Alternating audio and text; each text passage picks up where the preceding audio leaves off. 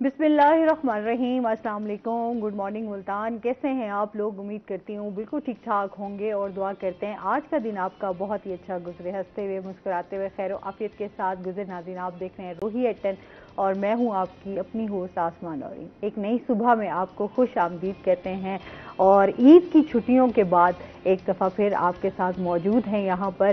कैसी गुजरी आपकी ईद? यकीनन अच्छी गुजरी होगी। ईद के मौके पर भी आपका और हमारा साथ रहा, काफ़ी सारे मेहमान हमारे साथ रहे और हमने ईद की खुशियां भी आपके साथ सेलिब्रेट की। वो एक छोटी सी हमारी कोशिश थी कि ईद की खुशियों में जो है हम लोग आपके साथ शरीक रहें और आपको इंटरटेन करते रहें। और इसके साथ जो है बहुत सारे लोगों ने कुर्बानी का फरीज़ा भी सर अंजाम दिया। और ये जो छुट्टियाँ थीं, इन छुट्टियों में जाहिर सी बात है कि जब ईद का इवेंट आता है तो लोग ईद के इवेंट को बहुत अच्छे से सेलिब्रेट करते हैं, स्पेशली जो बच्चे हैं। क्योंकि मैं ये कहती हूँ ईद जो है वो बड़े यही कहते हैं कि यार जो ईद आती है ना वो बच्चों की होती है। तो हाँ, बच्चों की ख़ास तैयारियां भी होती हैं, बच्चे इंजॉय भी कर रहे होते हैं इस इवेंट को, ईदियाँ भी इकट्ठी कर रहे होते हैं। और साथ साथ जब जो जानवर होते हैं, जब कुर्बानी वाले की अगर बात करें तो उनको बड़ा प्यार लाड, उनके नाज नखरे, उनके साथ घूमना फिरना, तो वो इस चीज़ को भी बड़ा इंजॉय करते हैं। और सबसे बड़ी बात यह है कि एक मौका होता है कि आपको अपने प्यारों के साथ मिलने का, कि आपके उनकी गैदरिंग्स होती हैं, दोस्तों के साथ जो है आपका दिन गुजरता है। और ये एक अच्छा है कि आपकी जो कम्युनिकेशन है वो स्ट्रांग होनी चाहिए। आजकल जिस तरह हम कहते हैं मोबाइल हमारी लाइफ में आ चुका हुआ है, ये एक ऐसा गैजेट है जिसने अपनों को भी बहुत से जो है वो दूर कर दिया है। हर बंदा अपने मोबाइल में बिजी होता है, लेकिन ये एक ऐसे मौके होते हैं जहां आप एक दूसरे के साथ जो है वो प्यार मोहब्बत और मुस्कुराहटें भी खेलते हैं। तो यूं ही जिंदगी को एंजॉय करते रहेंगे। जब ऐसे मौके को हर पल मेरा ख्याल में इसी तरीके से जीना चाहिए कि अगर आपने ईद के मौके पर आप उनसे भी मिलते हैं, ऐसे रिश्तेदारों से भी जाके मिलते हैं जिनसे आप सालों साल नहीं मिल पाते, लेकिन जब ये मौका आता है तो आप लाजमी उनके घर जो है वो जाते हैं, गोश्त, ये सिलसिला भी जो है वो आपका एक अच्छा गुजरता है। इसको कायम दायम रखना चाहिए। इसी के साथ अपने प्रोग्राम का सिलसिला आगे बढ़ाते हुए आज हमारे साथ जो गेस्ट मौजूद हैं वो है जी हमारी रूही की रिपोर्टर सुहीरा तारिक। अस्सलाम वालेकुम। कैसी हैं आप सुहीरा? ठीक ठाक हैं? गुज़श्ता ईद मुबारक। आपको भी गुजरी ईद मुबारक। खैर मुबारक। कैसी गुजरी ईद वैसे सुहीरा? ईद अच्छी गुजर गई। वैसे मैं तो ऑन ड्यूटी थी ईद पे तीनों दिन, और ऑफिस वालों के साथ भी गुजरी है और घर वालों के साथ भी गुजरी है। पहले दिन जो है वो कुर्बानी वगैरह की और गोश्त खाया आपने आसमा? हाय, मैं आज सच्ची बताऊं मैंने गोश्त, मैं अभी हम लोग जब मेकअप रूम में भी इकट्ठे थे, सुहीरा से यही बात हो रही थी कि ये जब आप कुर्बानी कर रहे थे ना, जब आप गोश्त ही गोश्त देख रहे हो, यार मेरा बिल्कुल दिल नहीं करता गोश्त खाने का। और स्पेशली क्योंकि आपके मौका ऐसा होता है, पता नहीं वैसे ये कोई बात है, कुर्बानी का गोश्त इतना खाया नहीं जाता, लोग खा रहे होते हैं। अच्छा, लोग खाते हैं और मैं या हम जैसे कुछ लोग होंगे जिनसे नहीं खाया जाता, लेकिन बाकी लोग जो हैं वो तो बड़े शौक से खाते हैं। मेरे घर में भी अच्छा मर्द हज़रात थोड़े ज्यादा खाते हैं गोश्त। वो शौकीन, खवातीन की निस्बत जो है मर्द बहुत शौकीन होते हैं। अच्छा, वो ये होता है कि फिर उनकी फरमाइशें भी चल रही होती हैं। अच्छा, फिर आपकी हर चीज में सुहीरा, आपने अगर घर में खाने बन रहे हैं ना तो आपका गोश्त ही बन रहा है। आपने राइस बना रहे हैं उसमें भी आप गोश्त डाल रहे हैं आपने खाली गोश्त बनाया उसमें भी गोश्त बन रहा है। तो जितनी डिशेस बना रहे हैं उसमें गोश्त लाजमी ऐड होता है। बिल्कुल ऐसी है। फिर ईद की छुट्टियों के साथ वीकेंड भी ऐड हो गया तो वो गोश्त की तो डिशेस की भरमार हो गई है। मैं पहले दिन भी कवरेज भी कर रही थी, मैं लोगों के घरों में उनसे भी ईद मिलने हम लोग जा रहे थे, तो हर जगह हमें गोश्त और जो है वो तैयारियां नज़र आ रही थी। और अच्छा, ईद पर एक जैसा कि होता है कि जो आप मुस्तहिक लोग हैं उनको भी गोश्त दें, उनको बहुत ज़्यादा मतलब देखें आप। ये नहीं कि सिर्फ ईद वाले दिन ही आपने जितना बांटना था बांट दिया। अगर किसी ने अभी भी गोश्त को जो है वो फ्रीज़ किया हुआ है तो अपने इर्द गिर्द देखें। जो लोग नहीं खा सकते, ऐसे लोग हैं जो सारा साल आसमा वेट करते हैं इन मौकों का, तो उनको लाजमी इन चीज़ों में याद रखना चाहिए। और मिल बांट कर खाने से कहते हैं बरकत भी होती है और फिर इसमें सवाब भी है। कुर्बानी का असल मकसद भी तो यही होता है कि चले आपने जो है वो लोगों में उन लोगों को साथ अपने लाजमी याद रखना है जो लोग डिजर्व करते हैं, जो लोग मांगते नहीं है, वो बड़े सफ़ेद पोश लोग होते हैं जिनको अच्छा नहीं लगता, उन तक पहुँचाना ये भी आपकी जिम्मेदारी होती है। बिल्कुल ऐसे वो आपके इर्द गिर्द ऐसे लोग, अब जो जिस तरह के हालात चल रहे हैं ना, मुल्क की सूरत हाल चल रही है, लोग बहुत ज्यादा परेशान है। अच्छा, मैंने इस बार देखा कि जो एक ईद के दिनों में, क्योंकि हमारे जो अभी ईद के त्यौहार भी हैं ना, वो भी बड़े अब सादा से होते जा रहे हैं, रौनक खत्म हो गई है। आपकी उस तरीके से सेलिब्रेशंस नहीं है आपको, बिल्कुल ऐसे ही है। तो वो बड़ा ये देख के वो भी होता है यार। इसकी बहुत सी वजूहात है ना, हमारे जो रिश्ते हैं शायद वो दूर हो गए हैं अपने करीबी रिश्तों से हम लोग। देखिए ना, उसकी एक वजह मोबाइल भी हो सकता है। पहले लोग ईद मिलने घरों में आया करते थे, अब सब कुछ जो है वो टेलीफोन पे हो रहा है। ईद मुबारक भी हो रहा है बस। हाँ, बड़ी ईद में ये होता है कि गोश्त देने के लिए फिर आना पड़ता है, तो मुलाकात हो जाती है। अच्छा, और कहीं ना कहीं महंगाई भी आसमा एक वजह हो सकती है। अब देखें ना, डीजल जो है वो फिर महंगा कर दिया है, 7 रुपए आई थिंक जो है वो उसमें उसको महंगा किया गया है। तो आप ये देखेंगे उसके बाद पेट्रोल में भी उसकी भी समरी दी गई है कि पेट्रोल भी बढ़ाया जाएगा।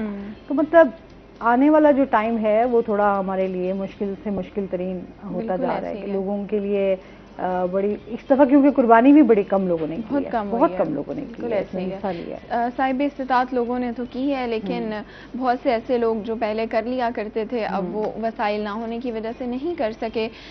लेकिन मैं ये समझती हूँ कि आसमा, चाहे महंगाई आ जाए या कोई भी आपको इशू हो, कुछ भी हो जाए, आपके जो त्यौहार हैं आपको उनको बरकरार रखना चाहिए ना, उनकी रिवायत को। एक रिवायती जैसे हमारी ईद होती है, मिलना जुलना और शॉपिंग करना। अच्छा, शॉपिंग की बात भी अभी हम लोग डिस्कस कर रहे थे, तो उस तरह से बाजारों में हमें गहमा गहमी इस बार, क्योंकि हम लोग रिपोर्टिंग भी करते रहे हैं, ईद के बाद अभी मौका मिल रहा है बोलने का, तो उस तरह से नहीं हुई है, उस तरह से रौनक नहीं थी ईद की, जिस तरह से एक रश लगा होता है। मैं खुद भी आई थिंक चांद रात या उससे एक रात पहले गई हूँ, तो मुझे लगा था कि मैं तो फंस जाऊंगी बिल्कुल, ना ही मुझे कुछ खरीदा जाएगा, लेकिन उस तरह से रश नहीं था, ना ट्रैफिक जैम और इस तरह से बिल्कुल नहीं था। मैं यही सोच रही कि यार इस बार जाहिर सी बात है, आप जानवर क्योंकि बहुत ज्यादा महंगे थे इस बार, तो आप जानवर खरीदेंगे या फिर आप अपने शॉपिंग कर लें, दोनों में से एक काम ही हो सकते हैं। लेकिन आप बेशक शॉपिंग ना करें, लेकिन मेरा नहीं ख्याल कि खुशी का ताल्लुक चीज़ों से होता है। आप बस खुश रहने के लिए इंसान को कोई ना कोई, कहते हैं ना, जरिया ढूंढ लेना चाहिए, तो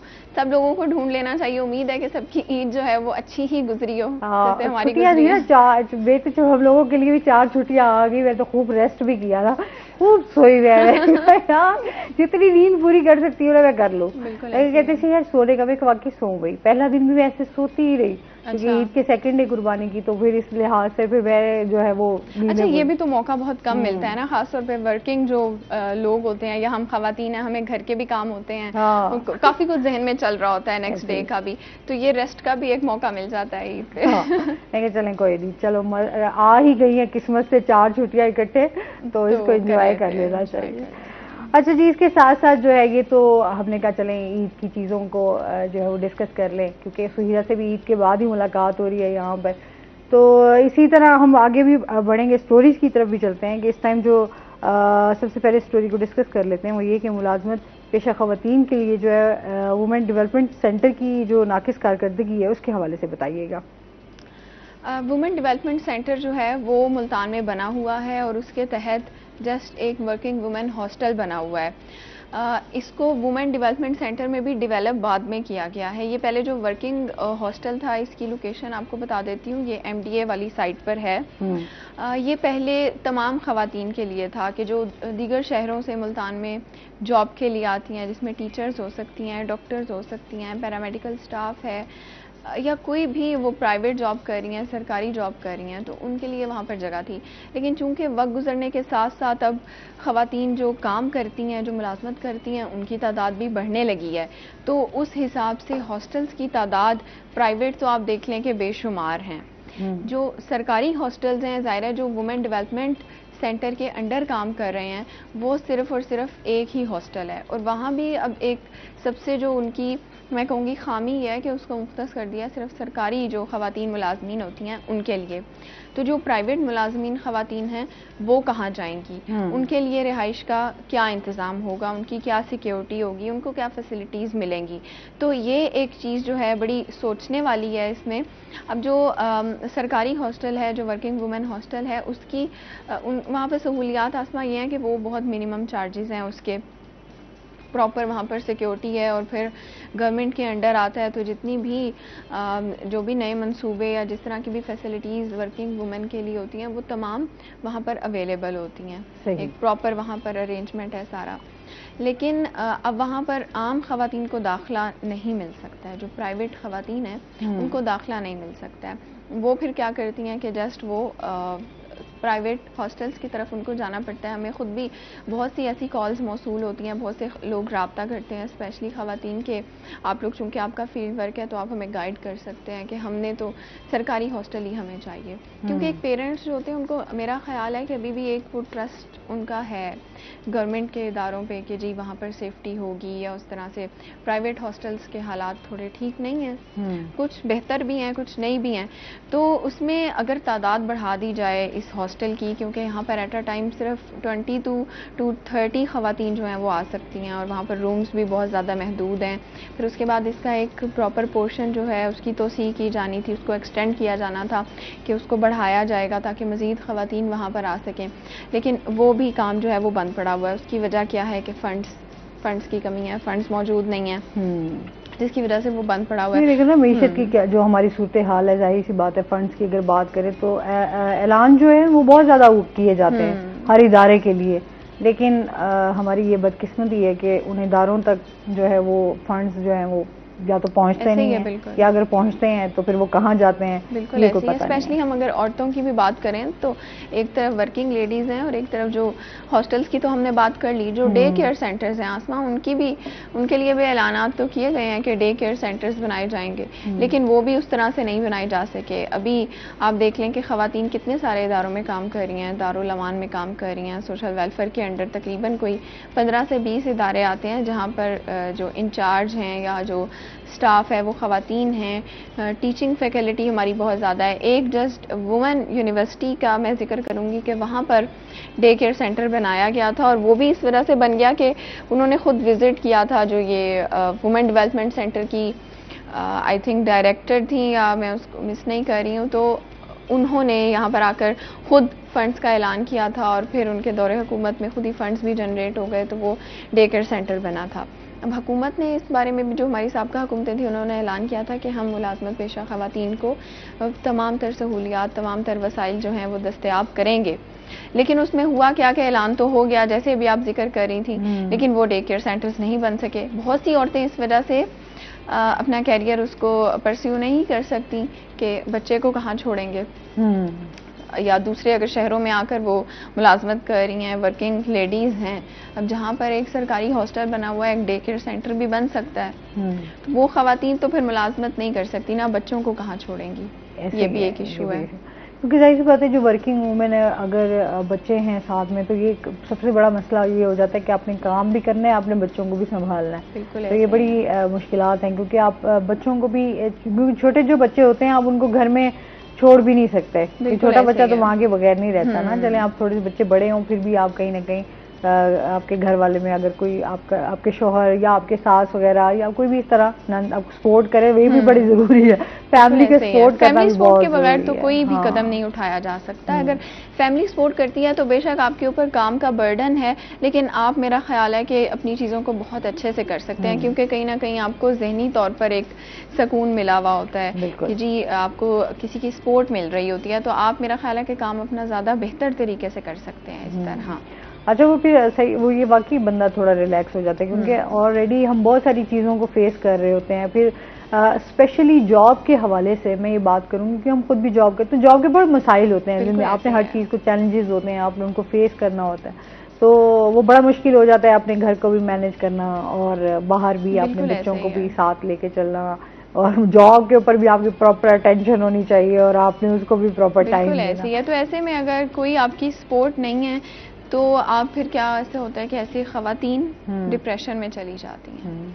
फिर डिप्रेशन का इलाज बहुत ज़्यादा मुश्किल है। अगर आप डिप्रेशन में चले गए हैं तो उससे निकलने के लिए आपको पता नहीं कितना टाइम लग जाएगा, और डिप्रेशन से भी आप अकेले नहीं निकल सकते हैं। हाँ, जब तक आपको किसी की सपोर्ट नहीं है। अभी मैं कल देख रही थी, बॉलीवुड की ही एक फिल्म एक्टर हैं, उन्होंने, वो डिप्रेशन में चले गए और उन्होंने जो है बॉलीवुड को खैरबाद कह दिया। देखें तो मतलब ये बड़ा मुश्किल होता है, मैं समझती हूँ, क्योंकि आज के दौर में जिस तरह की चीज़ें हम फेस कर रहे हैं ना, और ये डिप्रेशन, एंजाइटी, और ये अभी रिसर्च के मुताबिक, जदीद रिसर्च के मुताबिक ये बात है कि हम लोगों में, पाकिस्तानियों में स्पेशली डिप्रेशन, एंजाइटी और आपका ये जो है टेंशन, ये बहुत ज़्यादा साइकोलॉजिकल इश्यूज आप असरात पड़ रहे हैं इस पर, यहाँ पे ख़वातीन पे भी, मर्दों पे भी, बच्चों पे भी। बिल्कुल ऐसे ही है। देखें ना, कोई इंसान अपने काम की वजह से परेशान है, कोई जॉब की वजह से परेशान है। अब वो क्या करते हैं, अपनी परेशानियों को सर पे सवार कर लेते हैं, और फिर जो आप जिसके साथ भी रिलेशनशिप में हैं, चाहे पेरेंट्स के साथ हैं, फ्रेंड्स के साथ हैं, बहन भाइयों के साथ हैं, तो आप उनसे भी फिर फासले पे आ जाते हैं। ऐसे ही, ठीक है ना, या तो आप अपना गुस्सा उन पे निकाल देते हैं। ऐसे तो कभी वो अभी बात करी ना, कम्युनिकेशन गैप आपका आता जा रहा है, तो वो ये चीजें, ये भी उनके असरात भी हमारे ऊपर ये हैं कि ये चीजें हमारे ऊपर इफेक्ट करती हैं कहीं ना कहीं। अच्छा, और मैं ये समझती हूँ कि हमें इस तरह के सेशंस ज़रूर अरेंज करने चाहिए ऑफिसेज में, तालीमी इदारों में, जिसमें जो हमारी यूथ है उनको समझाया जाए कि आपने डिप्रेशन से बाहर कैसे निकलना है, अपने आप को, जो भी हमारा जिस तरह के मुल्की हालात स्पेशली चल रहे हैं, तो छोटे बच्चे जो हैं, आप देख लें, उनकी बातें सुन लें, वो कहेंगे हम बहुत ज़्यादा परेशान हैं। हाँ। हम अपनी बात करें तो हमें तो कोई परेशानी अच्छा, हमने मुझे नहीं याद पड़ता कभी अम्मी अब्बू कहा मैं बहुत परेशान हूँ बचपन में। बिल्कुल ऐसे अभी तो कभी ना कभी हम कह ही देते हैं, लेकिन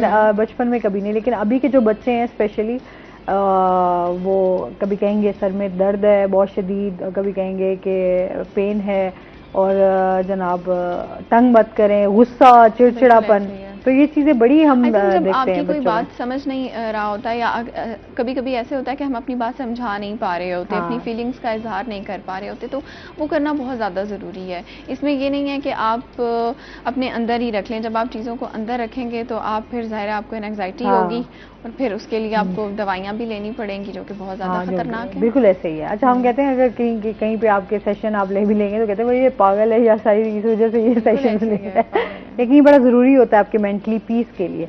अच्छा, ये मजीद भी डिस्कस करेंगे। नाज़रीन, चलते हैं अपने सेगमेंट की तरफ, आज के भाव।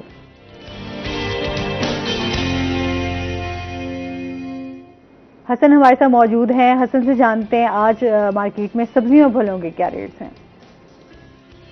जी, आसमा शहर ओलिया मुल्तान में अगर आज सब्जियों और फलों के कीमतों की नई मार्केट देखी जाए तो ईद के बाद आज मार्केट काफ़ी ज़्यादा कम दिखाई दे रही है।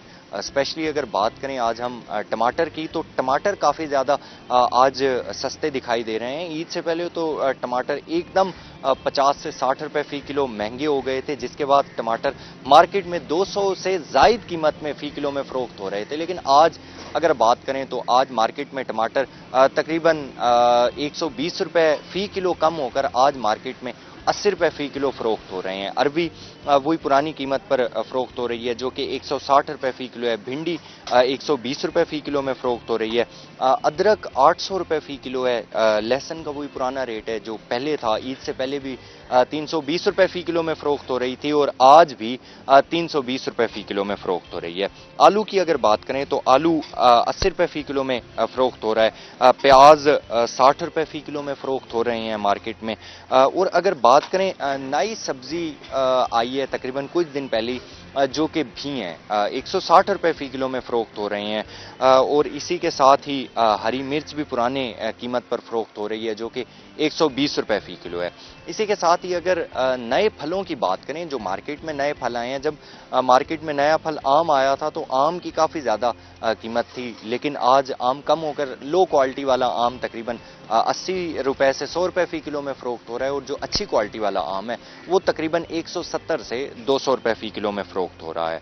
अगर खजूर की बात करें तो खजूर आज भी ईद से पहले भी उसी रेट पर फ़रोख्त हो रही थी, और आज भी वही रेट है जो कि 800 रुपए फ़ी किलो है।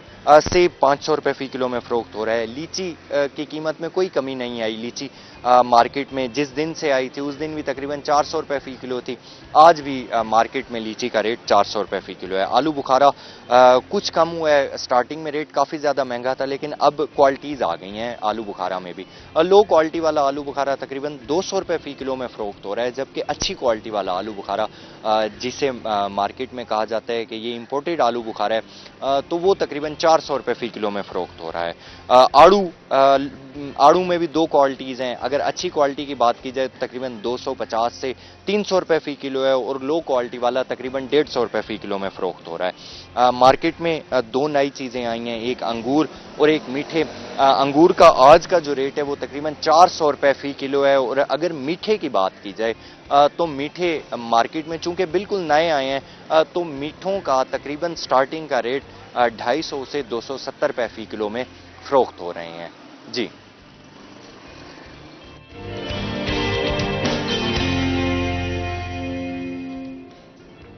बहुत शुक्रिया हसन मलिक आपका। और जिस तरह अभी हम देख रहे थे कि महंगाई की बात हो रही थी हमारी, तो उसके साथ साथ जो है सब्जियां और फलों के रेट्स तो वाकई बहुत हाई थे। अभी भी बहुत सारी चीज़ें ऐसी हैं जो हमारी ज़रूरियात की होती हैं तो वो महंगी होती जा रही हैं। अच्छा, क्योंकि अब टैक्स की भी हम बात करें ना तो टैक्सेस भी बढ़ा दिए गए हैं। अच्छा, जब भी टैक्स बढ़ाते हैं तो सब्जी फलों के मुझे आज तक समझ नहीं इनके टैक्स क्यों बढ़े, इनके ऊपर तो कोई वो नहीं है, सब्जी फलों के रेट्स जो है वो बढ़ा देते हैं। आसमा पेट्रोल बढ़ता है तो इन चीज़ों के रेट बढ़ जाते हैं, क्योंकि ये चीज़ें एक शहर से दूसरे शहर में आने में, ले जाने में, और फिर मंडी से सब्जी की दुकानों तक आने में जितने भी अखराजात होते हैं उस सब को टैक्स की सूरत बना दिया जाता है। हाँ, ये एक वजह हो सकती है। या हमारी जो जिस टाइम पे सब्जियां काश्त हो रही होती हैं तो उस टाइम पे जो महंगाई की शरह उसको अफेक्ट करेगी, तो जाहिर है फिर जब वो सब्जी पककर तैयार होगी तो उस पर जितनी भी लागत आई है तो ऑटोमेटिकली उसकी कीमतें भी ज़्यादा हो जाएंगी। तो आप देखेंगे सब्जियां ही इतनी ज़्यादा महंगी हो गई हैं, गोश्त तो दूर की बात है। ऐसी है। अच्छा, क्योंकि आपकी दीगर ज़रूरियात दालें जो हैं वो तो आपकी गोश्त से भी ज़्यादा महंगी पड़ जाती हैं। बिल्कुल ऐसे ही है। तो ये दिन ब दिन जो महंगाई बढ़ती जा रही है और फिर इसके साथ साथ जो इसके असरात हमारे ऊपर आ रहे हैं वो बहुत ज़्यादा मनफी ही हैं, कोई अच्छे असरात हम लोगों के ऊपर नहीं आ रहे। अच्छा, फिर अभी हम जो जिस तरह एंजाइटी और डिप्रेशन की बातें कर रहे थे, ये चीज़ें भी आपके ऊपर गुस्सा जो आता है ना, गुस्सा वो इन चीज़ों को मजीद बढ़ाता है कि आप जब मार्केट से आप घर आते हैं तो आप खुद गुस्से से लाल पीले हुए होते हैं। बिल्कुल ऐसी है, घर घर की यही कहानी है। क्या चीज़ें डिस्कस हो रही हैं, बच्चे हों या बड़े, कि यार आपको पता है फलानी चीज़ इतने की हो गई है, इतनी महंगाई हो गई है। और मुझे लगता है कि अब आपका एक या दो अगर घर में कमाने वाले हैं तो आपका गुजारा नहीं चल सकता। हर किसी को इंडिपेंडेंट होना पड़ेगा। बिल्कुल ऐसी है। इस पर मजीद भी हम बात करेंगे। नाज़रीन, अभी हमने जाना है ब्रेक पे, हमारे साथ रहिएगा।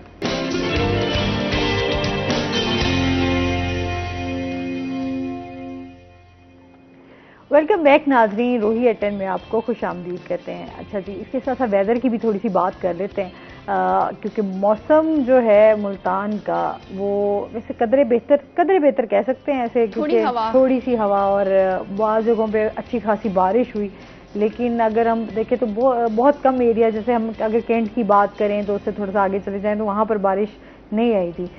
बाकी इलाकों में बड़ी ज़ोरदार बारिश आई परसों, और इसके साथ जो है वो मौसम थोड़ा सा बेहतर भी हुआ। लेकिन गर्मी की शिद्दत जो है वो अभी भी बरकरार है। अब तो जुलाई स्टार्ट हो गया जी, तो जुलाई और अगस्त तो दोनों जो शदीद गर्मियों का ये दिन होंगे, तो आपने अपनी सेहत का बहुत ज़्यादा ख्याल रखना है। हम मुल्तान वाले तो गर्मियों की इतना रोना रोते हैं ना, कोई भी नहीं रोता होगा जितनी हम गर्मियों की बात करते हैं। अच्छा, हमें गर्मी बहुत ज्यादा है। कॉल करके पूछा जाता है यार मुल्तान का मौसम कैसा है? जैसे पूरे पाकिस्तान में जो है ना मौसम अच्छा है, सिर्फ हम बेचारे की गर्मी में बैठे हैं। लेकिन मुल्तान के मौसम को समझा जाता है कि जाहिर सी बात है। अच्छा, लाहौर में तो बहुत ज्यादा बारिशें होती हैं। हाँ, लाहौर में बारिशें हुई, लाहौर का मौसम भी काफी अच्छा रहा। लेकिन उसके साथ साथ जो है यहाँ पर अगर हम मुल्तान की बात करें तो आंधी तो फिर यहाँ का तोहफा है ना बेहतरीन, कि आंधी आनी है और साथ अपने साथ बहुत सारी मट्टी लेके आनी है। मट्टी आपको मिलेगी जितनी मर्जी आप इकट्ठी कर लें। अच्छा, पहले दिन जो है बड़ा ही अच्छा हो गया था, ईद के पहले दिन मौसम जो अभी आप बात कर रही थी।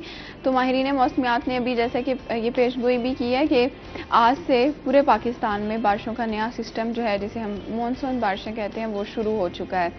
अभी बहावलपुर में भी बारिश हुई है, आई थिंक कल या आज सुबह में हुई है।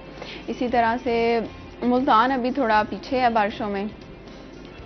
सिर्फ मुल्तान नहीं, पंजाब के जो मैदानी और बस्ती इलाके हैं ना, यहाँ पर अभी बारिशें नहीं हो रही हैं। लेकिन वेदर अपडेट देने वालों के मुताबिक कि मुल्तान में 3 से 4 रोज़ के बाद बारिशें शुरू हो सकती हैं। तकरीबन कोई 7-8 जुलाई के करीब बारिशें होंगी। तो एक उम्मीद है कि मौसम जो है वो बेहतर हो सकता है। हमारी तो दुआ है कि हो बारिशें यार, ताकि मौसम अच्छा हो।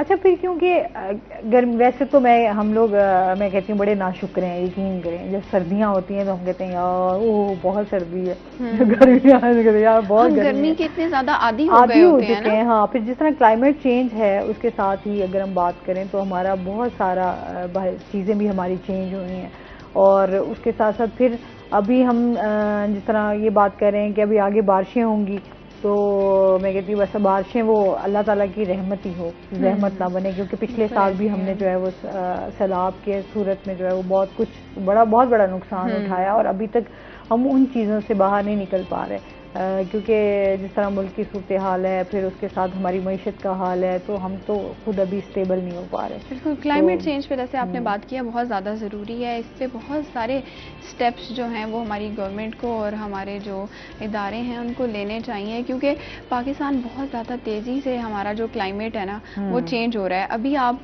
अभी की बात ही कर लें कि गर्मी स्टार्ट होने से पहले, बल्कि गर्मी स्टार्ट हो गई थी जून में, नहीं लग रहा था कि गर्मी का मौसम है, किस तरह से चेंज हुई है ना चीज़ें, और फिर एकदम ही इतनी ज़्यादा गर्मी आ गई है, और फिर कहाँ जाके आसमा ये बरसात का मौसम जो है, मुझे याद पड़ता है जुलाई के मिड में या एंड में जाके शुरू होता था, और अब तो ये बारिशें, आप अगर हम पंजाब की बात करें, लाहौर की और दीगर इलाकों की, तो ऑलरेडी ही वहाँ पर जून के एंड में ही हम यही कहेंगे ना कि जून के एंड से ही प्री मानसून बारिशें शुरू हो गई हैं, जिसकी वजह से मुल्तान में भी अब सोच नहीं सकते थे जो है ओले बरसे, जो पहले एक दफा ओले बरसे थे बहुत शदीद किस्म के बहुत सालों पहले, और उसके बाद जो अब बरसे हैं वो तो बहुत ज्यादा ही ना, एक वो होता था कि हमें क्यूरियोसिटी होती थी कि अच्छा ओले पड़े हैं, कैसे होते हैं, लेकिन अब तो हमने इतने ज्यादा ओले यहाँ पर पड़ चुके हैं, इतने ज्यादा देखे हैं कि मैं कह रही हूँ कि हम कुछ भी प्रेडिक्ट नहीं कर सकते वेदर के बारे में, कभी भी कुछ भी हो सकता है। अच्छा अभी हम यहाँ कहते हैं यार बहुत शदीद अभी दिन है वो बहुत शदीद गर्म होगा, लेकिन कुछ टाइम बाद आपको पता चलता है बादल आ गए हैं, वेदर प्रेडिक्शन हो रही है, लेकिन वो उसमें यही है ना, क्लाइमेट चेंज की वजह से बहुत ज्यादा हमें नुकसानात भी उठाने पड़ रहे हैं। ये तो बड़े, और इसके साथ साथ आपकी जो वायरल डिजीज होती हैं उनसे भी आपको बचना चाहिए। इसमें आपको नज़ला, जुकाम, खांसी, बुखार, ये जो है ये चीज़ें चाहे सर्दियाँ आए चाहे गर्मियाँ हों, ये आपके साथ अटैच हो जाती हैं जैसे मौसम चेंज होता है। बिल्कुल ऐसे अच्छा, मौसम के साथ साथ और भी बहुत सारी चीज़ें हमारी इंसानी सेहत को इफेक्ट कर रही होती हैं, जैसा कि अभी आप देखें कि हमारा यहाँ पे कोई सिस्टम तो है नहीं ना वाटर ड्रेनेज का इतना ज़्यादा अच्छा, 2-2, 3-3 दिन तक, बल्कि कई इलाकों में जहाँ जो ओझल होते हैं नज़रों से, वहाँ तो बारिश का पानी जमा रहता है, जिसकी वजह से मच्छर हो गए, और हमारे अब तो बहुत सी अजीब सी ऐसी हशरात चीज़ें आ चुकी हैं। गर्म मौसम में भी मच्छर फिर रहे हैं, पता नहीं कैसे फिर रहे हैं। यही तो क्लाइमेट चेंज है ना, कि सब चीजें हमारी चेंज हो गई हैं, उसी हिसाब से हर इंसान को जो है वो सेफ्टी मेजर्स जो हैं वो लेना होंगी, ताकि आप लोग महफूज रह सके, मुआशरा आपका जो है वो साफ सुथरा रह सके। हाँ, ये भी है, अपने सफाई का भी बड़ा ख्याल रखना चाहिए इंसान को। अच्छा, इसके साथ साथ हम अब बात करेंगे ख़वातीन को कानूनी इमदाद की फराहमी में मुश्किलात का सामना। इंसाफ फराहम करने वाले इदारे जो हैं मुतासरा ख़वातीन को कानूनी इमदाद की फराहमी में नाकाम क्यों नज़र आते हैं? वैसे हमारे इदारे, जिस तरह हम स्टोरीज हम सुनते हैं, यकीन करो दुख ही होता है कि इंसाफ की जब भी बात आती है, हम हमेशा अपने शोज में बात करते हैं कि इंसाफ की तरफ से तो लोगों का एतमाद ही उठ गया है ना, फिर लोग अब इस चीज को बड़ा वो करते हैं कि लोगों ने अपने साथ होने वाली जो चीजें उनको रिपोर्ट करना एक तरफ, जहां हम ये बात करते हैं कि इस तरह के इंसिडेंट्स रिपोर्ट बहुत ज्यादा हो रहे हैं, बेशक रिपोर्ट हो रहे हैं, लेकिन उन लोगों को कन्विंस करने में भी हमें एक बहुत ज्यादा मेहनत करनी पड़ती है कि जी आपको इंसाफ वाकई में मिलेगा। कई सारे पढ़े लिखे लोग भी इस तरह की चीजों को रिपोर्ट नहीं करते हैं, कहते हैं कि क्योंकि उनको पता है कि वो नहीं अदालतों के चक्कर नहीं लगा सकते। हमारे जो इदारे बने हुए हैं जिनमें सोशल वेलफेयर डिपार्टमेंट के अंडर या वुमेन प्रोटेक्शन जो अथॉरिटी हमारी बनी हुई है, तो वो कहाँ हैं, वो लोग क्या काम कर रहे हैं? आप वुमेन प्रोटेक्शन अथॉरिटी की अगर सिर्फ एक बात करें तो जाकर आप उनका डाटा देख लें तो आपको 1 या 2 से ज़्यादा ऐसे केसेस नहीं मिलेंगे जो रिपोर्ट भी हुए हैं और फिर उनको सॉल्व भी किया गया है। जो बाकी केसेस हैं वो जस्ट फाइल्स में ही मौजूद हैं।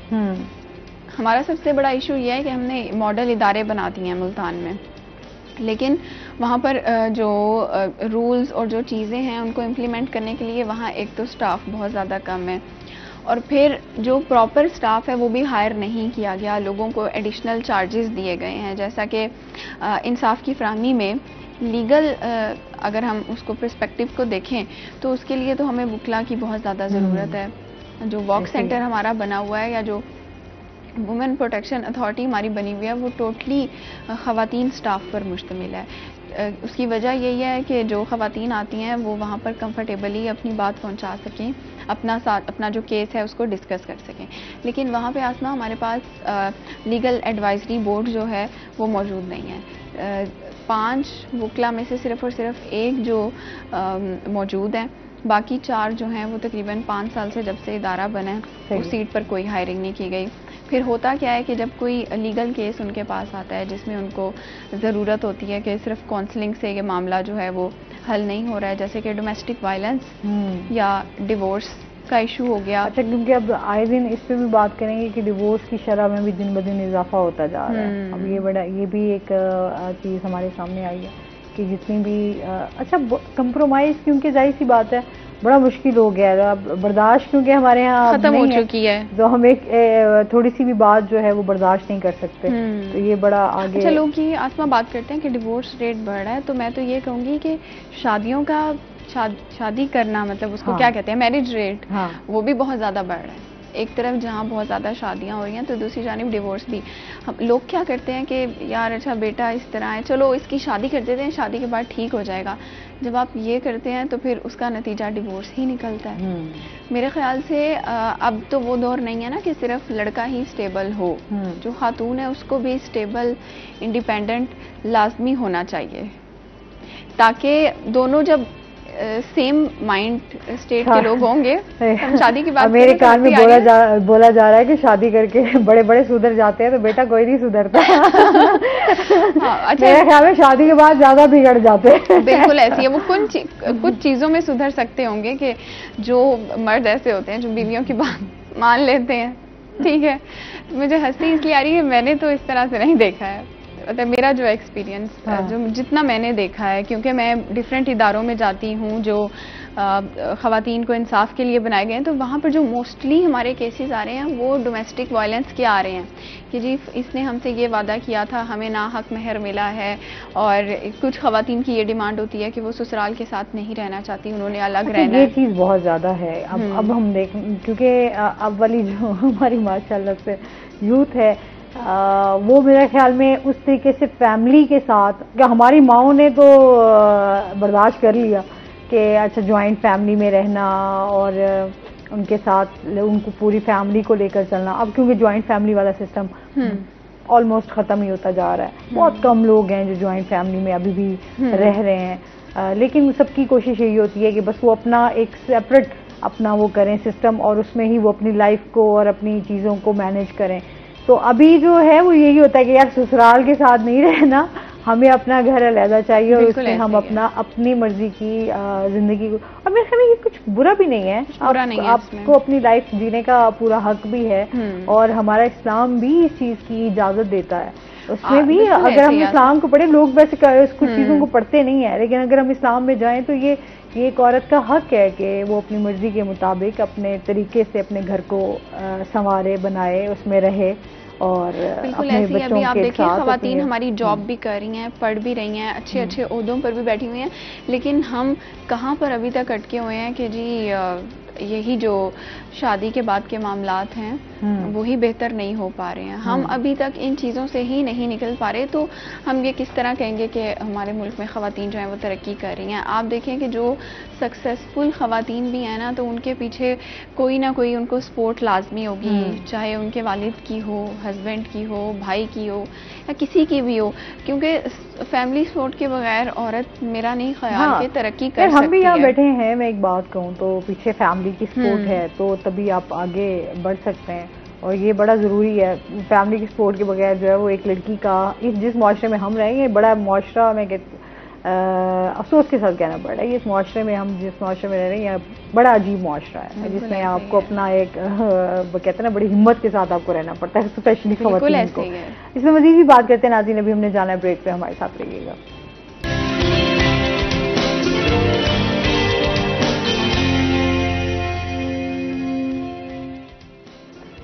वेलकम बैक नाज़रीन, रूही 10 में आपको खुश आमदीद कहते हैं, और इसके साथ ही आपको बताएं कि आज world plastic bag free day जो है वो मनाया जा रहा है दुनिया भर में, और इसके हवाले से थोड़ी सी बात करेंगे कि आज भी हम देखते हैं कि प्लास्टिक बैग्स का इस्तेमाल जो है हमारी रोज़मर्रा ज़िंदगी में बहुत ज़्यादा है। इवन कि हम अपने घर की कोई भी चीज़ लेने जाएं, दूध लेने जाएं, दही लेने जाएं, कुछ और चीज़ें लेने जाएं, तो आपको लाजमी वो जो है प्लास्टिक का बैग ही आपको दिया जाता है और वो इस्तेमाल होता है। और अगर हम देखें तो जो प्लास्टिक के बैग्स हैं वो स्पेशली हमारे इन्वायरमेंट को जो है वो बहुत ज़्यादा ख़राब करते हैं।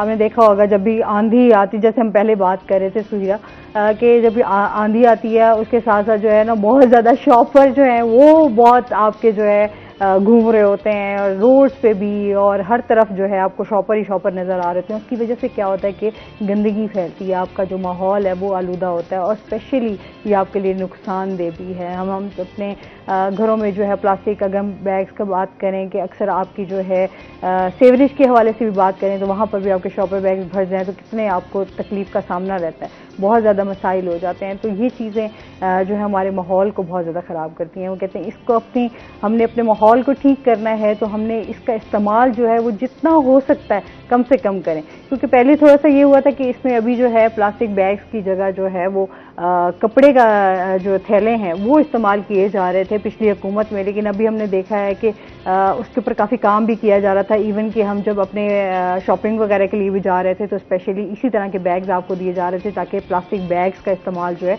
वो मुकम्मल तौर पर उसका खात्मा किया जा सके। लेकिन अभी हम देखते हैं कि दोबारा से वो चीज़ें जो हैं वो स्टार्ट हो चुकी हैं। हम अपने इर्द गिर्द की भी चीज़ें देखते हैं, बहुत सारी प्लास्टिक की चीज़ें हम जो है वो अब आपकी सॉफ्ट ड्रिंक्स हैं, अब वो बॉटल्स हो गई। अच्छा, फिर हमारा सबसे जो बड़ा मसला आता है वो ये आता है कि जब भी हम कहीं घूमने फिरने भी जाते हैं तो हम अपने इर्द गिर्द के माहौल को जो है वो बहुत ज़्यादा गंदा करते हैं।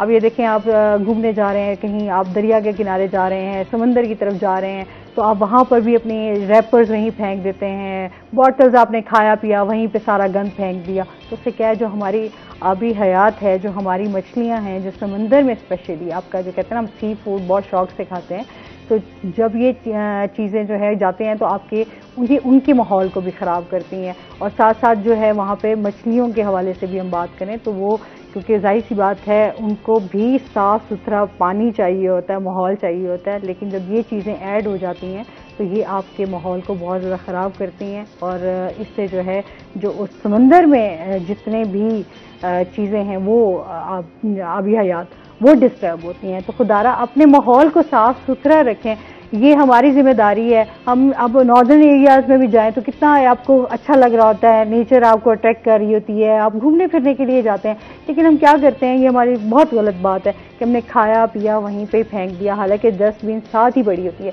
लेकिन हम ये नहीं गवारा करते कि अपना जो आपने खाया पिया है वो उठाएं और आप डस्टबिन में उसको डाल दें। या अगर आप रोड्स पे भी हम देखें तो यही हाल होता है, आप जो खा पी रहे होते हैं, रैपर्स होते हैं, आप शीशा नीचे करते हैं और आप सारा गंद जो है वो बाहर फेंक रहे होते हैं। तो जिस तरह अपने घर को साफ़ सुथरा रखते हैं, इसी तरह हमने अपने माहौल को, अपने इस पाकिस्तान को खूबसूरत भी बनाना है। और जो हमारी खूबसूरत जगहें हैं, जगह टूरिज़्म की हम बात करते हैं, तो हमने उनको भी साफ़ सुथरा रखना है ताकि वो माहौल भी हमारा जो है वो साफ़ सुथरा और खूबसूरत रहे। कैसे सुनिए? और बहुत अच्छा बताइए। होप कि जो लोग सुन रहे हैं उनमें से कुछ लोग, या बल्कि वैसे तो सबको ही चाहिए, लेकिन अगर कुछ लोग भी इस पे अमल कर लेंगे तो आप देखें कि हम दूसरों की बहुत सी चीज़ों को फॉलो करते हैं, तो अच्छी चीज़ों को क्यों फॉलो नहीं कर सकते? हम वेस्ट को कितना फॉलो करते हैं। अच्छा, फिर मैंने अक्सर देखा है जब जो गोरे आए हुए होते हैं, यकीन करो, वो स्पेशली जो है वो आपके रैपर्स वगैरह वो उठा कर डाल रहे थे। बड़ी शर्म की बात है यार, बाहर के लोग आकर आपका गंद उठाकर फेंक रहे और आपके अंदर वो रही है हिम्मत कि आप अपना जो आपने खाया पिया वो उठा के डस्टबिन में डाल। मैं बात ये करी थी कि जहाँ हम वेस्ट की बहुत सी चीज़ों को फॉलो करते हैं, तो आपने ये मैंने सुबह ही एक रिसर्च में ये पढ़ी थी कि हर इंसान जो है वो सालाना तौर पर तकरीबन 400 के करीब प्लास्टिक बैग्स यूज़ कर रहा है, एक आदमी।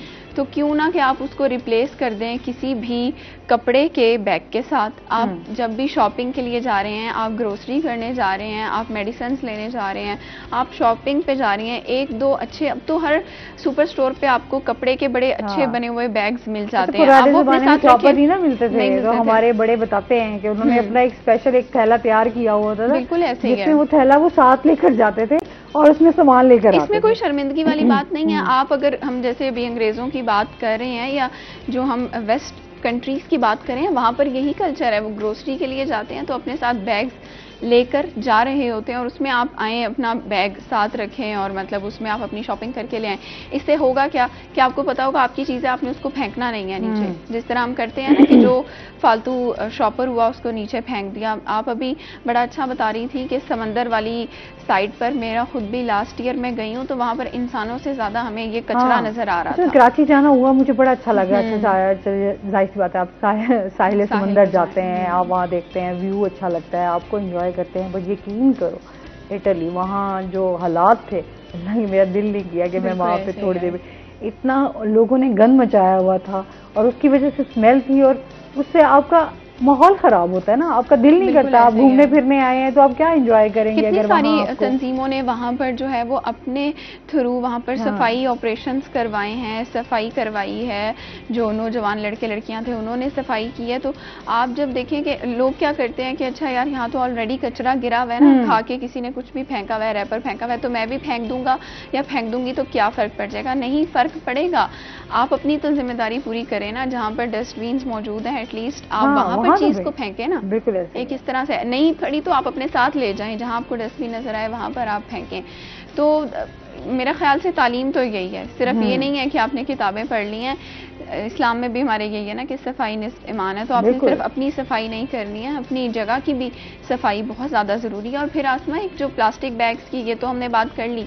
जब हम इसको स्पेशली गर्म चीज़ों के लिए यूज़ करते हैं, जैसे आपने होटल्स वगैरह पे देखा होगा, ख़ासतौर पर जो ये कोयटा होटल्स, पठान होटल्स बने हुए हैं बहुत ज़्यादा, वो लोग वहाँ से गर्म चाय या गर्म इस तरह का कोई दूध वो शॉपर में डालकर तो घर या दफातर में ले जाते हैं। अच्छा, उसके ज़रात रह जाते हैं हमेशा, तो कहते हैं उससे कैंसर और इस तरह की बहुत सी मुहलिक बीमारियां। अच्छा, हम ये स्पेशली प्लास्टिक के बर्तन भी हम जो इस्तेमाल करते हैं, स्पेशली ओवन में हम, क्योंकि अब तो हमारी मैं कहती हूँ ज़िंदगी का अहम हिस्सा बन चुका है ना ओवन। हमने लाजमी उसको जाहिर सी बात है खाना गर्म करना है तो हमने ओवन का इस्तेमाल करना है। तो उसमें भी आपको प्लास्टिक की प्लेट्स जो हैं वो नहीं यूज़ करनी चाहिए। हमेशा जो है आपको दूसरे वाले बर्तन यूज़ करने चाहिए, जिससे आपकी जो है उसके ज़र्रात जो हैं वो आपके जिस्म में, आपके अंदर दाखिल ना हो सकें, जिससे कोई बीमारियां पैदा हो सकें। बिल्कुल ऐसे ही है तो प्लास्टिक, बिल्कुल ऐसे ही। आज के दिन ही अगर हम में से कुछ लोग ही ये अहद कर लें कि अब हम प्लास्टिक जो है उसका यूज़ नहीं करेंगे, या अगर हम प्लास्टिक शॉपर्स यूज़ भी करें तो उनको प्रॉपर जगह पर ठिकाने लगाएंगे,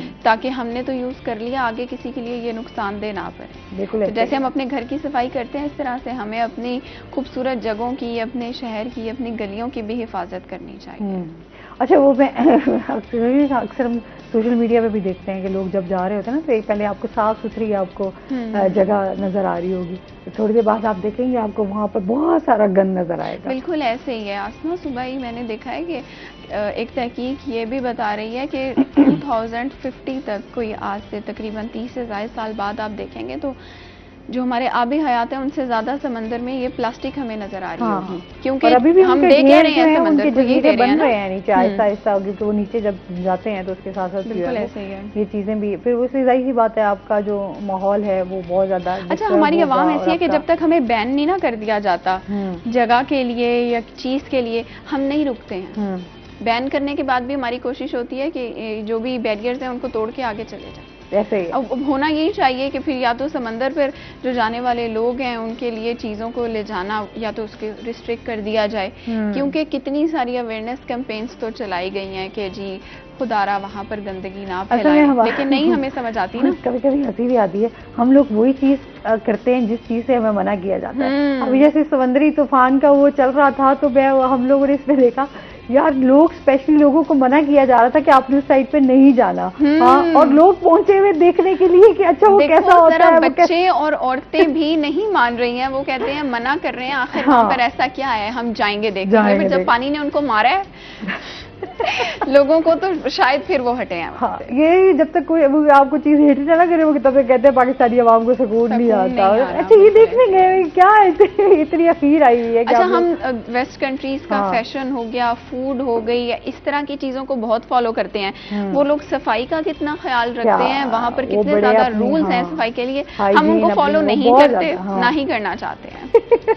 चले कोई नहीं, हमारी यही कोशिश है। हम तो जब तक इस सीट पे बैठे हैं, हम अवेयरनेस जो है लोगों तक पहुंचाते रहेंगे ताकि हम भी अमल करें और दूसरे भी इसके ऊपर अमल करें। बहुत शुक्रिया सुहिरा आपका, और हमारे साथ रहिए आप। इसके साथ ही नाज़रीन अभी अपने जाना ब्रेक पे, हमारे साथ रहिएगा।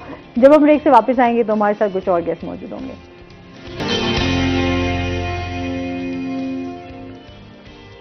वेलकम बैक नाजरीन, रोही एटन में आपको खुश आमदीद कहते हैं। और ब्रेक के बाद हमारे साथ गेस्ट मौजूद हैं, उनका तारुफ करवा देती हूँ। आज हमारे साथ मौजूद हैं जी अदनान नईम, हमारे साथ मौजूद हैं जो कि स्पोर्ट्स ऑफिसर हैं। अस्सलाम वालेकुम, कैसे हैं आप? ठीक ठाक हैं? वेलकम कहते हैं अपने शो में आपको।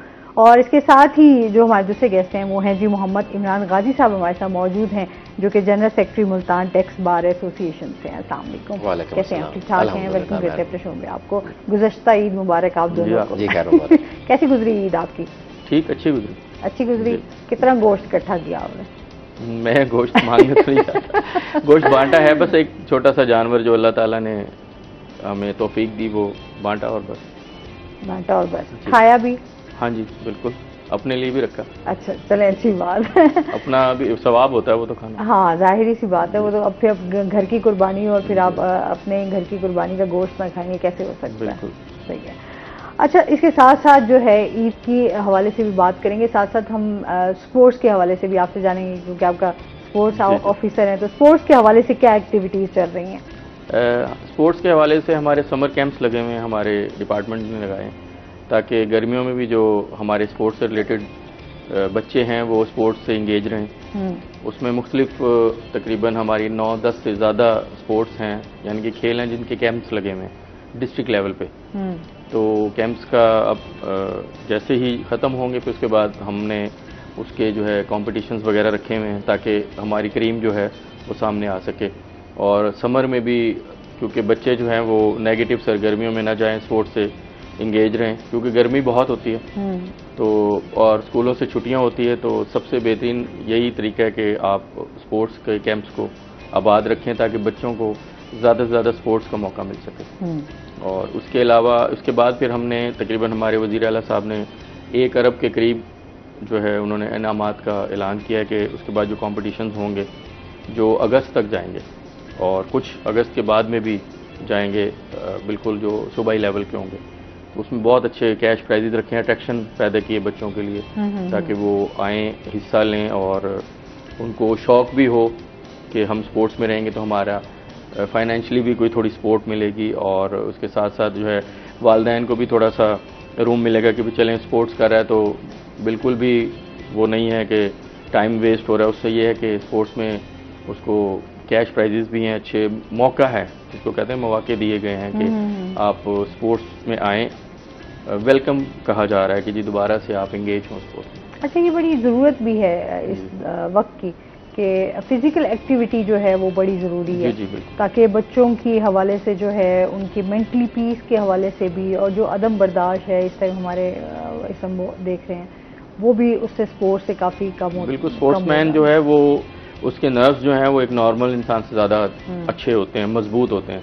आप देख भी रहे हैं कि स्पोर्ट्समैन को हराना कितना मुश्किल हुआ है क्योंकि वो स्पोर्ट्स आप समझ रहे होंगे जो मैं बात करूँ, स्पोर्ट्समैन को हराना बहुत मुश्किल होता है। मैं समझ रही हूँ। तो उसका क्योंकि उसमें स्पिरिट होता है, स्पोर्ट्समैन स्पिरिट होता है, वो हार को तस्लीम करने का उसमें ताकत होती है। फिर उस हार से दोबारा से आप कैसे खड़े होंगे और दोबारा से अपनी कमी कोताहियों को सामने रखते हुए फिर जीत का रास्ता कैसे निकालेंगे, ये एक स्पोर्ट्समैन ही कर सकता है। बिल्कुल ऐसे ही है। अच्छा, इस पर मजीद भी बात करते हैं। सर से जानते हैं, सर ईद कैसी गुजरी आपकी? अल्हम्दुलिल्लाह बहुत अच्छी गुजरी और वकील की ईद घर ही गुजरती है। हमें काम ही करने होते हैं। अच्छा, घर में भी क्या काम करते हैं आप? यही टैक्स की। घर में भी टैक्स की बातें, घर की बातें तो नहीं होती, भी टैक्स की बातें चलती हैं। जिसकी फाइल आई हुई है उसको तो हमने मुकम्मल करना है। डेडलाइन होती है हमारी 30 जून। ईद दिन ही होता है अपनी फैमिली को भी, क्योंकि मैं कहती हूँ हर बंदे की मसरूफ लाइफ होती है। आपकी बात ठीक है मैडम। ऐसे है कि हमारा FBR जो है वो 30 जून हमारा माली साल एंड हो रहा था तो 27, 28 और 30 खुला था हमारा FBR। और अगर FBR हमारा ओपन है तो उसका वकील सुकून में नहीं बैठ सकता। हमने अपनी प्रोटेक्शन देनी होती है अपने क्लाइंट्स को भी और उनके मामलात को देखना होता है, तो हम FBR के साथ चल रहे होते हैं। और अच्छा, मतलब आपने फुल टाइम जो है वो फुल टाइम हमारा ईद वाले दिन भी हमारा क्लाइंट्स के फ़ोन आ रहे हैं कि जी कि 30 जून को हमारा केस लगा हुआ है और आपने इसको देखना है। फैमिली ने शिकायत नहीं की भी आज भी? फैमिली आधी हो जाती है जी, वकील की फैमिली जो होती है वो उसको पता है कि जी कि अब हमारा से इसका ताल्लुक कम हो गया और इसके क्लाइंटेज के साथ इसका जो जिम्मेदारी इसने ले ली है वो उसने अब पूरी करनी है। वो कहेंगे घर में भी अब अगर हम कोई बात भी करेंगे ना तो ये टैक्स की बात कर देंगे। एक घर वालों से नहीं तो कहते टैक्स देना है आप लोगों ने? नहीं, घर वाले पूरा दे रहे हैं जी। अच्छा, यहाँ पर तो हर बंदा ही अब टैक्स पे कर रहा है जी, जितना टैक्स के ऊपर बार कर दी गई है। ऐसे ही है ना मैडम? ऐसा ही है। टैक्स बेसिकली जो टैक्स को मुतारफ कराया गया था वो इस तरह कराया गया था जी कि जो आदमी ज़्यादा कमाएगा वो ज़्यादा टैक्स देगा, जो कम कमाएगा उसको कम लिया जाएगा। और यहाँ तो उल्टा सिस्टम है। उल्टा सिस्टम ऐसे हो गया कि इसकी भी दो किस्में, एक डायरेक्ट है एक इनडायरेक्ट है। हमारे यहाँ डायरेक्ट टैक्स लेना इंतहाई मुश्किल हो गया है। डॉक्यूमेंटेशन की कमी है पाकिस्तान के अंदर, बैंक इस्तेमाल नहीं किया जाता, हर आदमी हवाला और कैश के जरिए पेमेंट करना प्रेफर करता है, जिसकी वजह से हुकूमत मजबूर है कि जी कि वो इंडायरेक्ट टैक्स लगाए। अब इंडायरेक्ट टैक्स ये नहीं देखता जी कि वो काम करने वाली घर की, चाहे वो मासी है चाहे वो एक अरबपति आदमी है, उसके लिए बराबर है। तो एक कहना जो हमारा प्रिंसिपल ऑफ टैक्सेशन है वो वही खत्म हो जाता है और हमारा जो 80 से 90% कलेक्शन है वो आपकी इंडायरेक्ट टैक्सेस बिला वास्ता जिसको हम कहते हैं जी कि उसके जरिए हुकूमत ले रही है और मुल्क को चला रही है। जिसकी एग्जाम्पल पेट्रोल है। पेट्रोल एक आदमी ने गरीब ने भी डलवाना है अपनी बाइक पे और अमीर ने भी डलवाना है, तो दोनों को सेम एक ही तरह का टैक्स लग रहा है। होना तो ऐसा चाहिए जी कि अमीर पर पेट्रोल की शरह ज़्यादा होनी चाहिए। पिछले दिनों मुतारफ भी कराया जा रहा था कि हम एक कार्ड देंगे कि जिसको मोटरसाइकिल सवार होगा वो उसको हम रियायत देंगे, लेकिन उसका भी मिस यूज़ हमारे यहाँ बहुत ज़्यादा होता है। तो ऐसी स्कीम लाना भी हुकूमत के लिए बड़ा मुश्किल है कि घर में जिसके पास 10 कारें खड़ी हैं वो भी 10 कार्ड बनवा लेगा और सुबह शाम 1-1 लीटर करके वो गाड़ी पेट्रोल अपना टैंक फुल कराएगा उसमें ड्रम में और जाके गाड़ी में डाल देगा। तो ये तो लेकिन ओवरऑल देखा जाए तो फिर एक गरीब आदमी के लिए सर्वाइव करना बड़ा मुश्किल हो गया ना। कि अपने बिजली के बिलों में देख लें, आपने गैर इजाफी आपने चार्जेस जो हैं वो ऐड किए हैं। तो अगर हम बिल जो आपका बिल होता है उससे आप डबल बिल जो है वो पे कर रहे होते हैं। अच्छा, फिर अगर हम लोग बात करें, आप कुछ भी खाने पीने जा रहे हैं वहाँ आप टैक्स अदा कर रहे हैं, आप ग्रॉसरी लेने जा रहे हैं वहाँ टैक्स दे रहे हैं, आप कोई शॉपिंग करने जा रहे हैं आपको वहाँ पे आपको डबल ट्रिपल टैक्स दे। बहुत ज़्यादा एक आम बंदे के लिए तो बहुत ज़्यादा मुश्किल हो गया। शायद अमीर को तो इतना फ़र्क ना पड़े, गरीब बंदे की जिसकी सैलरी अगर 20,000 है 15,000 है तो वो बेचारा क्या खाएगा और क्या करेगा। मैडम ये ऐसा नहीं है कि जी कि हम कहें कि एकदम हमारे ऊपर ये मुसीबत आ गई है। दरअसल सदियों से एक तरीके का जो चलता रहा था वो हमने उसको अडॉप्ट नहीं किया। पहले 1971 में हमने इंडस्ट्री को नेशनलाइज कर दिया, उसके बाद कौमी इदारों से इंडस्ट्री चली नहीं, फिर उनको वापस बेचा गया।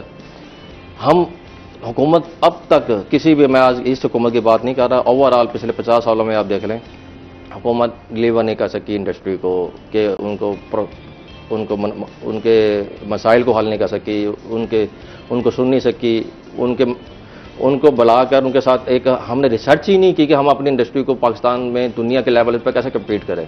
अब बैलेंस ऑफ पेमेंट्स हमारी ऐसी हो गई हैं कि हम बाहर से तो पसंद करते हैं जी कि टूथपेस्ट भी हम इंग्लैंड की लें, पाकिस्तानी टूथपेस्ट भी आप शायद हम में से कोई भी इस्तेमाल ना करता हो जी कि यार उसकी क्वालिटी इतनी अच्छी नहीं है। चाहे कंपनी कोलगेट एक ही कंपनी है, लेकिन जो क्वालिटी वहाँ की आएगी आपको इंग्लैंड की और पाकिस्तान में फ़र्क होगा।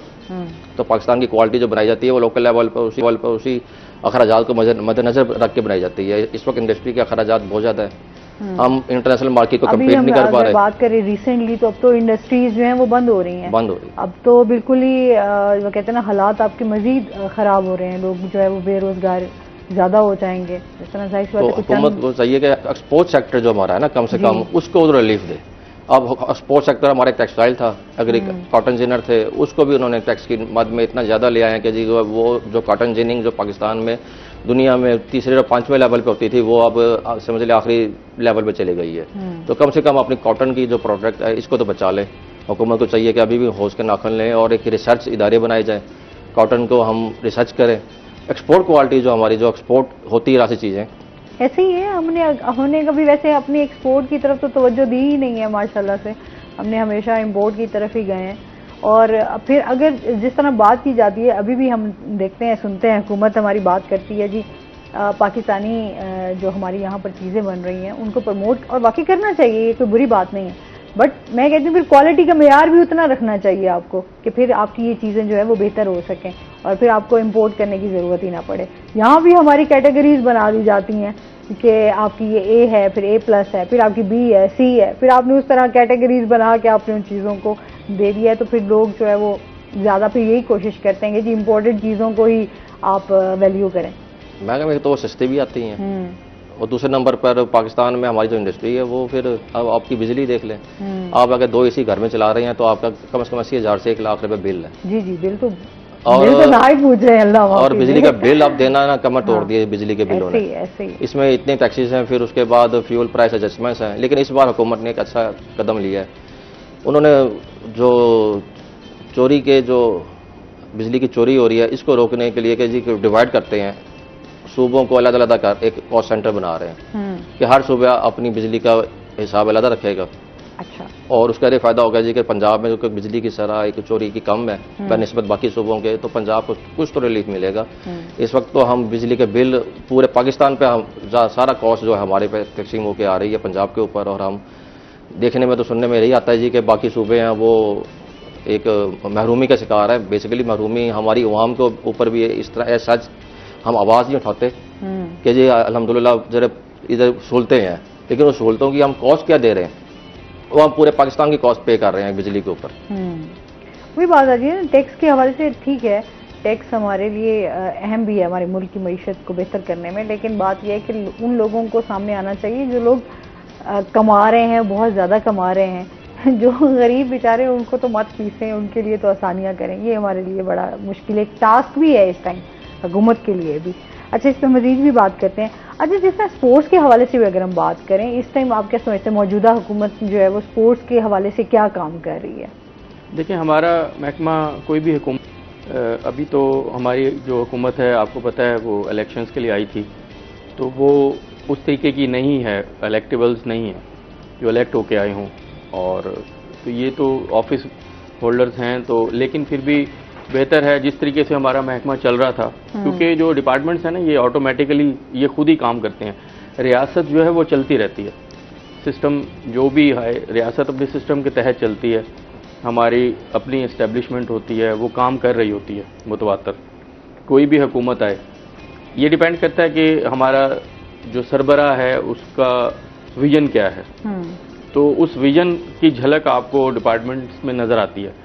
तो हमारे स्पोर्ट्स के लिए ठीक है, जितने भी सरबराह होते हैं स्पोर्ट्स के लिए तो वो एक सॉफ्ट कॉर्नर ही रखते हैं, और स्पोर्ट्स ज़रूरी भी है क्योंकि स्पोर्ट्स से ही आपका मुल्क पहचाना जाता है। लेकिन हम स्पोर्ट्स के हवाले से बात करें तो उस तरह जितने हमारे शोज़ में भी स्टूडेंट्स भी आते हैं, प्लेयर्स भी आते हैं, तो वो यही बात करते हैं कि उस तरह की फैसिलिटीज़ हम लोगों को नहीं मिलती। अगर हम हुकूमत की बात कर लें या मौजूदा या साबका हुकूमत जो थी, वो उन्होंने खेलों के ऊपर कोई ख़ास उस तरीके से तवज्जो नहीं दी। उनका फोकस एक ही गेम रही और उसके ऊपर ही आज तक हम देख रहे हैं कि वही चल रही है। बाकी जो खेल हैं, क्योंकि टैलेंट तो हमारे पास बहुत ज़्यादा है माशाल्लाह, लेकिन फिर अगर हम बात करें कि हमारे पास उस तरीके की फैसिलिटीज़ नहीं है कि उनको प्रोवाइड की जाए। फैसिलिटीज़ का कहना ये मैं समझता हूँ एक बहाना होता है। हमारे मुल्क में स्पोर्ट्स की बहुत अच्छी फैसिलिटीज़ हैं, आप दूसरे मुल्कों में जाएंगे तो पता चलेगा ना आपको। अगर हम अपने मुल्कों की जो फैसिलिटीज़ हैं हम यूरोप से कंपेयर करेंगे तो हम तो यूरोप की तरह नहीं है ना, हम तो थर्ड वर्ल्ड कहलाते हैं। हम उसमें भी हमारी बहुत अच्छी फैसिलिटीज़ हैं। मैं आपको बहुत से प्रोग्रामों में आप बुलाते हैं तो 500 से ज़्यादा हमारी फैसिलिटीज़ हैं जिसको हमने अपग्रेड किया पिछले 4 सालों में, और जिसमें अरबों रुपए हमने उसमें इंजेक्ट किया, और खूबसूरत फैसिलिटीज़ हैं, और जिसको कहते हैं ना आलमी मेयार की। ठीक है, अगर आलमी मेयार की नहीं भी है तो 18-20 तो है ना। तो बेसिकली एक चीज़ है, हम लोगों की पॉपुलेशन बहुत ज़्यादा है, तो हम हर इंसान भी स्पोर्ट्स में ना ज़रिया माश नहीं बना सकता स्पोर्ट्स को। तो वो कोशिश कर, लोग यही कहते हैं ना कि स्पोर्ट्स में जाएंगे तो पैसे आएंगे, लेकिन बात यह है कि हर स्पोर्ट्स में पैसे नहीं हैं। पैसे हैं लेकिन उसके लिए बहुत जद्दोजहद है। जैसे एक डॉक्टर बनता है ना, इसी तरह ही उतनी ही मेहनत से एक स्पोर्ट्समैन भी बनता है। और अब देखें क्रिकेट ज़्यादा खेली जाती है और देखी भी ज़्यादा जाती है ऐसे, और उसमें जाहिर बात है उनका आईसीसी से रिलेटेड, हमारा पीसीबी जो है आईसीसी एफिलिएटेड है, तो उसमें पैसे ज़्यादा हैं। तो पूरी तकरीबन अब 80 ममालिक तकरीबन उसके मेंबर हो गए हैं, तो उसे इसलिए वो पसंद किया जाता है और आसान है, वो एक गेंद लें और एक बैट लें और कहीं भी आप जाके खेल लें। तो हमारी जो कौमी खेल है हॉकी, वो पीछे इसलिए जा रहा है कि उसमें पॉलिटिक्स इन्वॉल्व हो गई। हमारे हर खेल में पॉलिटिक्स है बदकिस्मती से। लोग जो हैं वो जो उसकी कमेटियां हैं, जो उनकी एसोसिएशंस हैं, उसमें ओहदे लेने के लिए जो हमारे बच्चे हैं उनका फ्यूचर बर्बाद कर देते हैं। क्लब्स वगैरह को उसमें सारी मोनोपोली करना, हर चीज़ करना, उससे हम लोग पीछे जा रहे हैं। हमारी फैसिलिटीज़ तो बहुत अच्छी हैं, हमारे सूबाई लेवल तक जो मुकाबले होते हैं हमारे यहाँ। चलें फैसिलिटीज़ की बात करें, ग्राउंड्स में भी अगर हम बात करें, ग्राउंड्स को उस तरीके से आबाद किया जाए, टूर्नामेंट करवाए जाएं, कोई इस तरह के इवेंट्स करवाए जाएं, एक्टिविटीज़ होती रहें जिसमें बच्चे पार्टिसिपेट करते रहें। अच्छा, फिर जो प्लेयर्स यहाँ पर इंटरनेशनल लेवल पर भी खेल कर आए हैं, तो वो लोग भी यही उनकी शिकायत नज़र आती हैं कि जाहिर सी बात है अर्निंग, मैं समझती हूँ कि जाहिर सी बात है अब हम अगर कहें भी तो ये कोई बुरी बात नहीं है कि जाहिर सी बात है जो स्पोर्ट्समैन हैं वो अपने घर का सिस्टम भी उन्होंने चलाना है, तो जाहिर सी बात है वो उसी तरीके से लगे कि यार अर्निंग भी होनी चाहिए। आप खेल रहे हैं तो आपको कुछ इस तरह के मैचेस होने चाहिए जहाँ से आपको अर्निंग भी आती रहे, तो आपका ये एक सिलसिला भी चलता रहे। तो अभी तो बहुत सारे पेरेंट्स यही कहते हैं अच्छा यार खेल के क्या करना है तुमने। हमारे यहाँ तो अब ये पेरेंट्स भी इवन यही बात करते हैं कि क्या पढ़ा है खेल में, क्या करना है तुमने खेल के, बस ठीक है पढ़ाई करो, डिग्री लो और कोई जॉब करो और इस तरह अपना एक अर्निंग का सिलसिला चलाओ। हाँ जी बिल्कुल, इसी तरह हमारी गवर्नमेंट को भी चाहिए, हम लोग भी गाय बगाए ये चीज़ का इजहार करते रहते हैं डिपार्टमेंटल लेवल पे भी, कि जो स्पोर्ट्स के बच्चे हैं ना उनको कम से कम तालीम जो है ना उनकी ग्रेजुएट होने तक उनको फ्री दी जाए। कोई इस तरह का एक हमें बनाना चाहिए ना मैकेनिज्म, जिससे बच्चे की ना जब पढ़ाई की फ़ीस बिल्कुल स्पोर्ट्स की वजह से ख़त्म हो जाएगी ना, तो वालिदैन कहेंगे यार चलो कुछ तो अर्निंग हो रही है, चलो ये खेलता रहे। और हमारे डिपार्टमेंट्स जो हैं जिनकी टीमें हैं, मुख्तलिफ टीम्स वगैरह हैं जो ओलंपिक्स में भी जाती हैं, ओलंपिक एसोसिएशन है उसको भी बीच में अपना पार्ट प्ले करना पड़ेगा, इस डीपोलिटिसाइज होना पड़ेगा और ख़ुद को करना पड़ेगा। तो वो बच्चों का फ्यूचर देखें, एक ऐसी पॉलिसीज़ बनाएं जिससे जो है वो हम भी अपने बच्चे जो हैं वो स्पोर्ट्स में रखें। तो ये बिल्कुल ज़रूरी है, क्योंकि हमारे जैसे ममालिक में ज़रिया माश जो है वो पहली प्रायोरिटी होता है। क्योंकि हम लोग कहते हैं बच्चे को क्या बनाएंगे जी, डॉक्टर बनाएंगे, इंजीनियर बनाएंगे, वो इसलिए बनाएंगे कि वो एक स्टेबल हो जाएगा। हाँ, बिल्कुल, ज़रिया माश की वजह से। हम कभी नहीं कहते कि जी हम इसको कोई रिसर्चर बनवाएंगे, क्योंकि यहाँ पे स्कोप नहीं है चीज़ों का। तो स्पोर्ट्स में पैसे डालने चाहिए हमें ज़्यादा, क्योंकि अब देखें 2% मिलता है हमें डेवलपमेंट, पूरा 100 में से 2% है स्पोर्ट्स के लिए। हमें सेहत में भी डालने चाहिए पैसे, हमें स्पोर्ट्स में भी डालने चाहिए पैसे, और हमें उसकी मॉनिटरिंग करनी चाहिए सही तरीके से। तो कैंप्स लगेंगे मतवातर, कैंप से बच्चे एंगेज रहेंगे और स्पोर्ट्स के चैम्पियनशिप्स होती रहेंगी, टूर्नामेंट्स होते रहेंगे, तो वो सब चीज़ें पैसे से ही होंगी। जो महकमा स्पोर्ट्स है जैसा हमारा, उसमें जितने डेवलपमेंट का भी बजट है उसके साथ साथ स्पोर्ट्स की डेवलपमेंट का बजट हो। एक तो होता है ना हम इंफ्रास्ट्रक्चर को सही कर रहे हैं, अपग्रेडेशन कर रहे हैं उसकी, इसी तरह हमें स्पोर्ट्स से रिलेटेड जो चीज़ें हैं जिससे हम देखें, अब हम कितने इंटरनेशनल लेवल के स्टेडियम बना देते हैं, ठीक है, उधर खेलने वाले कहाँ से लाएंगे? तो ये चीज़ ज़रूरी है। इसमें हमें 10 साल की पॉलिसी बनानी पड़ेगी, तमाम गवर्नमेंट्स कोई भी आए, लेकिन हमें स्टिक टू द पॉलिसी रहना पड़ेगा। तो फिर हमारे जाके बच्चे हमारे पास आएंगे ग्रास रूट लेवल से, जो हमारी मुल्क का नाम रोशन करेंगे। रोशन आपका ओलंपिक्स में जाना, किसी ना किसी खेल में यही नाम रोशन करना काफ़ी होता है। मेडल जीतना तो फिर बहुत अच्छी बात होती है ना। हमारे तो बहुत से 32-34 इवेंट हैं ओलंपिक्स के, हमारी टीम्स नहीं होती उनमें। पहले हॉकी की जाया करती थी, अब आप हालात देख लें, ऐसे ही है वो क्वालिफाइंग राउंड, और ये तो एक क्रिकेट ही अब रह गया है। क्योंकि फीफा ने भी हमारी मेंबरशिप जो है कैंसिल कर दी थी पाकिस्तान की फुटबॉल, तो वो भी अब उसमें भी थोड़ा बहुत बेहतरी आ रही है, लेकिन हम उसमें भी 180वें नंबर पे हैं गालिबन, या 85 इतने नंबर पे, जो कि बहुत ना होने के बराबर ही है। 204 मुल्क हैं, 200, तो जिसमें हमें पहचाना जा रहा है, चलें उसका ही हम सिस्टम बेहतर कर दें क्रिकेट का। तो इंडिया में बहुत बेहतर है क्रिकेट का सिस्टम। मैं इंडिया में गया था, मैंने वहाँ के स्कूल सिस्टम में देखा, वहाँ क्रिकेट, वहाँ पे उनका कौमी खेल है और उनका मज़हब के लेवल की उनकी क्रिकेट को लेके चीज़ें हैं, जैसे उनका मज़हब है। तो वो इसी तरीके से हमें अपने खेलों को इसी तरह हमें बच्चों को लाना पड़ेगा। बहुत ज़्यादा है कि इस तरह की एक्टिविटीज़ होना बहुत ज़्यादा, स्कॉलरशिप्स देनी पड़ेंगी। बिल्कुल ऐसे ही। इसमें मज़ीद भी हम बात करते हैं नाज़रीन, अभी हमने जाना है ब्रेक पे, हमारे साथ रहिएगा।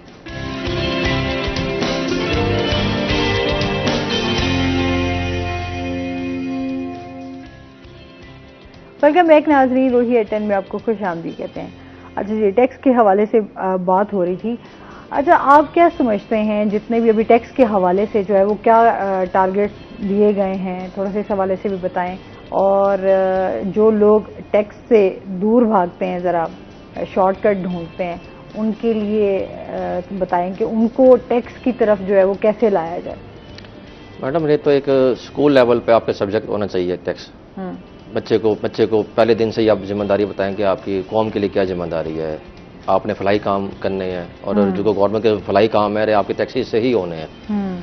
तो अब आप कहें जी कि आज हम इसको इस पर ना हमारा मीडिया खामोश है कि टैक्स देने का कल्चर बनाया जाए, हमारी हुकूमत का भी इस पर कोई अमल दखल नहीं है कि जी हम कैसे लोगों को टैक्स की अदायगी के लिए मुतारफ़ कराएं, इनको इंट्रोड्यूस करेंगे, एक कल्चर पैदा करें।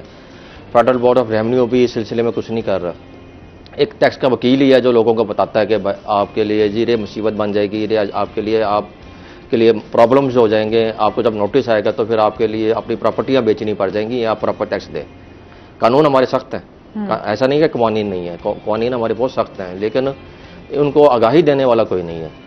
और इसके लिए ज़रूरी है कि जी कि हम कम से कम कल्चर पैदा करने के लिए इसको सब्जेक्ट के तौर पे हम बच्चे को पहले दिन से ही टैक्स की अदायगी के लिए ताक़ब करें, ताकि आने वाली नस्लें कम से कम इसकी अहमियत को समझ सकें।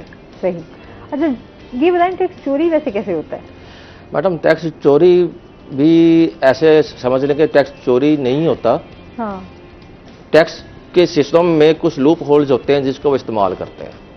इस वक्त टैक्स चोरी करना नामुमकिन सी बात है। आप एडवांस, हुकूमत हमारी चली एडवांस टैक्स पे रही है, वो ये नहीं पूछती कि जी कि साल बाद आपने क्या कमाया और आपने इस पर कमाने के बाद क्या टैक्स बनता है, आप साल बाद आए और हमें आगे दे दें। आपकी सैलरी में से पहले दिन ही टैक्स कटना शुरू हो जाएगा, जो कि अगले साल का होगा। जुलाई शुरू हो गया 2023, आपका टैक्स ये 2024 जिसका गसवारा आपने आज से 15 महीने बाद जमा कराना है, इस महीने की सैलरी में से कट जाएगा। आज आप कोई ट्रांजैक्शन कर रहे हैं बिजनेस के, आपका टैक्स कट जाएगा। अच्छा, अभी रिसेंटली इस पे भी उन्होंने कर दिया है, कार्ड पे के हवाले से भी आप इतने पैसे निकलवाएंगे तो उस पे भी आपको टैक्स कट जाएगा। और वो जो टैक्स कटेगा आपका नॉन फाइलर के लिए 0.6%, तो उसके लिए अब अगले साल 15 महीने बाद आपने जाके गुस्वारे में बताना है जी कि मेरा इतना टैक्स बनता था, आपने मुझे फालतू ले लिया जिसमें से मुझे वापस किया जाए। और फिर वापसी का एक ऐसा सिस्टम हमारा है ही नहीं कि हम गवर्नमेंट से पैसे ले सके। अच्छा मैडम, इसमें हमारा एक अहम बात आपने की है कि इसमें दो तरह के लोग होते हैं।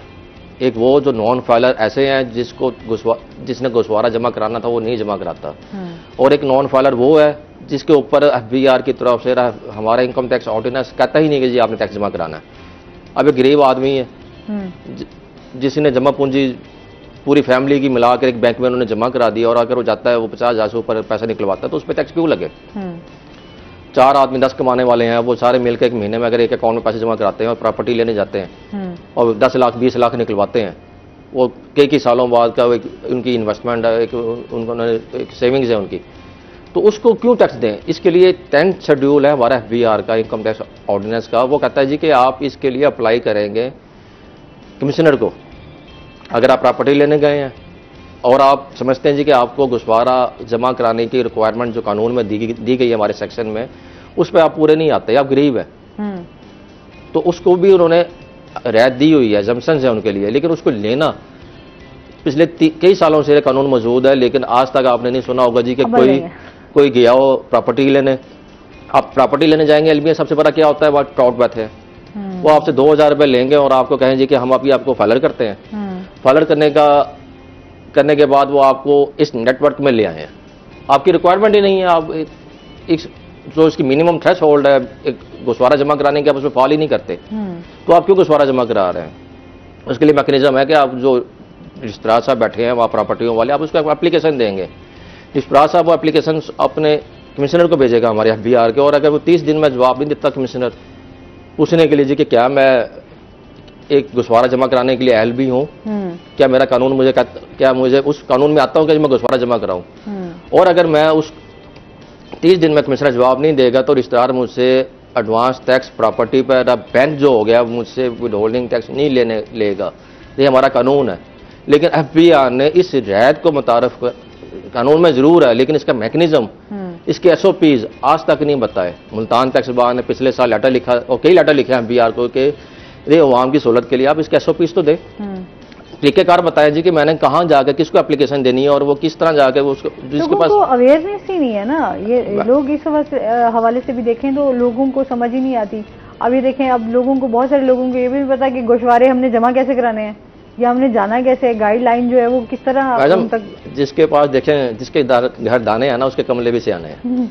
सिर्फ अवेयरनेस उसको नहीं है जो गरीब आदमी है। और गरीब आदमी क्या करता है, जब कचहरी जाता है प्रॉपर्टी लेने तो उसको बैंक जाता है तो बैंक मैनेजर कहता है कि जी कि आप आपका जो टैक्स कट रहा है 10-20 हज़ार रुपये, इसको बचाने के लिए जी आप 2,000 रुपये दें, आपका 18,000 का हम बचा लेंगे। वो 2,000 रुपये जो लॉस होता है ना उसका, 2,000 दे के वो एक अपना घुसवारा, जो एक ऐसे फर्जी घुसवारा भर देता है जिसमें फैक्ट्स ही नहीं होते। एक खाली ऐसे समझ लें कि एक पेज मैंने आपको पकड़ा दिया है और कमिश्नर को ऑनलाइन चला गया है वो खाली पेज। जब वो बाद में कमिश्नर उसको जब नोटिस करता है, अब उसे कमिश्नर को तो नहीं मालूम जी कि इसका पीछे किसी टाउट ने इसका घुसवारा जमा कराया है, किसी फर्जी शख्स ने इसका घुसवारा जमा कराया है, क्या इसने 2,000 में किस मुसीबत में बैठ के जमा करवाया, उसके लिए तो वो समझ गया जी कि आज ये कानून के ज़मरे में आ गया है। तो सर इसके ऊपर चेक एंड बैलेंस नहीं है? जो इस तरह के लोग मौजूद हैं, जो इस तरह की हरकतें करते हैं और लोगों को इस हवाले से लूट लेते हैं। इसमें मैडम हमारा ना जो टैक्स का निज़ाम है ना, उसमें सबसे बड़ा जो ड्रॉबैक है वो ऐसा है कि इसमें वकील की रिक्वायरमेंट नहीं है आपको। आप कोई शख्स भी बैठा भी आने उसको सहूलत दी हुई है कि टैक्स पेयर खुद भी जो घुसवारा जमा करा सकता है। इतनी बड़ी फैसिलिटी दी हुई है। जब तक कि कम से कम आप FBR को चाहिए कि छोटे लेवल पर तो घुसवारे को वैसे ही महदूद कर दे। 10,000 रुपये एक दुकान, जो आम छोटी मार्केटें हैं जो चलती नहीं है, जहाँ पे गली महल्ले के किराने वाले हैं, वो क्या टैक्स देंगे? उनको 10,000 रुपये, 15,000, 20,000 रुपये फिक्स टैक्स लगा दें पूरे साल का जी कि आपने टैक्स देना है, भाई इसके बाद आपने घुसवारा जमा नहीं कराना। अब मैं माजरत के साथ कि हमारे अपने कुछ दोस्त ऐसे हैं वकील, वो 10,000 रुपये फीस तो ले लेगा अपनी, लेकिन रुपया भी जमा नहीं कराएगा FBR में। तो ऐसी फीस का मेरे लिए, देखिए मैं अपने वकीला के खिलाफ बात कर रहा हूँ, लेकिन नहीं चाहिए हमें ऐसी फीस भी जिसमें हम 10,000 रुपये तो किसी गरीब से ले लें, लेकिन हुकूमत के खजाने में 1 रुपया भी नहीं जा रहा। तो हमें चाहिए, हुकूमत को चाहिए कि कम से कम ऐसे केसेस को वो अजम्पशन दे दें कि जी आप 10,000, 15,000, 20,000 जो वकील की फीस देनी है, उसके बाद जो फिर आपको नोटिस आने हैं, उसके बाद आपने फिर भागना है, उसके ऊपर हज़ारों लाखों आपने खर्च करने, ख़त्म कराने के लिए हाई लिटिगेशन में जब आप जाते हैं। तो FBR इसको इस लेवल पर फिक्स कर दे जी कि छोटे दुकानदारों को, गली मोहल्ले वालों को कम से कम कि जी आप घुसवारा न जमा करें, आप आएँ 10,000 रुपये दें, आपको जमसन है।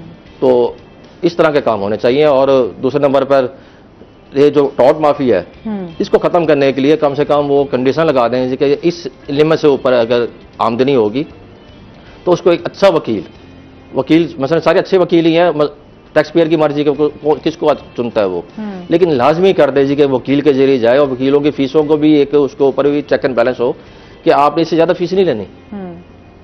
और कंपटीशन अगर हेल्दी होगा तो जारी बात है कि यहाँ पर जिस 5-5 हज़ार पर भी अच्छा वकील भी मजबूर होता है बाज़ दफ़ा, अगर उसके घर में हालात ऐसे ही हैं, पूरी इंडस्ट्री के हालात ऐसे हैं और पूरे मुल्क के हालात ऐसे हैं कि जी कि अब अगर कोई कस्टमर आ जाए तो हम कहते हैं कि बिस्मिल्लाह खाली ना जाए। तो बड़ी सख्त बातें कर रहे हैं आज आप। कंपटीशन हमारा बहुत सख्त है। बाकी वकील भाई जो है ना वो कहीं नाराज ही ना हो जाए। मैडम आप कचहरी के हालात आपके सामने है, वकीला के हालात आपके सामने है, पूरे मुल्क के हालात आपके सामने है कि एक मजदूर जो जिसका घर आज 3,000 रुपये दिहाड़ी पे भी नहीं चलता, वो 1,500 में भी आपको मिल जाएगा।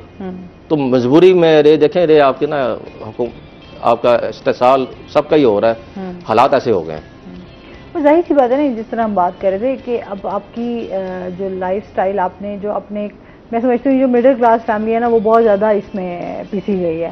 तो एक तो गरीब है ही है ना, उसको इतना फर्क नहीं पड़ता, लेकिन जाहिर सी बात है जो अमीर है उसको भी इतना ज़्यादा, जिसके पास बहुत ज़्यादा पैसा है या वो साहिब इस्तात है, उसके लिए भी कोई फ़र्क नहीं पड़ता। जो मिडिल क्लास है वो बेचारा इन्हीं चीज़ों को पूरा करते करते ना पिस जाता है। तो अभी तो हालात ही इस तरह के हुए हैं कि लोग बहुत ज़्यादा परेशान हैं। और जिस तरह हम अभी बात कर रहे थे कि टैक्स की बहुत ज़्यादा जो है वो भरमार कर रहे हैं, तो हमारी तो इंडस्ट्रीज़ ही बंद हो रही हैं, तो फिर हमारा मुल्क जो है, आप क्या समझते हैं हमारी मईशत जो है वो किस तरह बेहतर होगी? मैडम सबसे पहले तो मैं बात करूंगा जी कि जो कानून बनाने वाले हैं वो, आपने बड़ी अच्छी बात की कि जो अमीर है वो अमीर है, जो गरीब है, दरमियान में जो सफेद तबका है वो इस वक्त बहुत बुरे हालात में है। तो हमारे कानून बनाने वाले उस तबके में से हैं जो बहुत अमीर है, उनको मालूम ही नहीं कि जी कि गरीब के मसाइल क्या हैं, सफ़ेद पोश के मसाइल क्या हैं।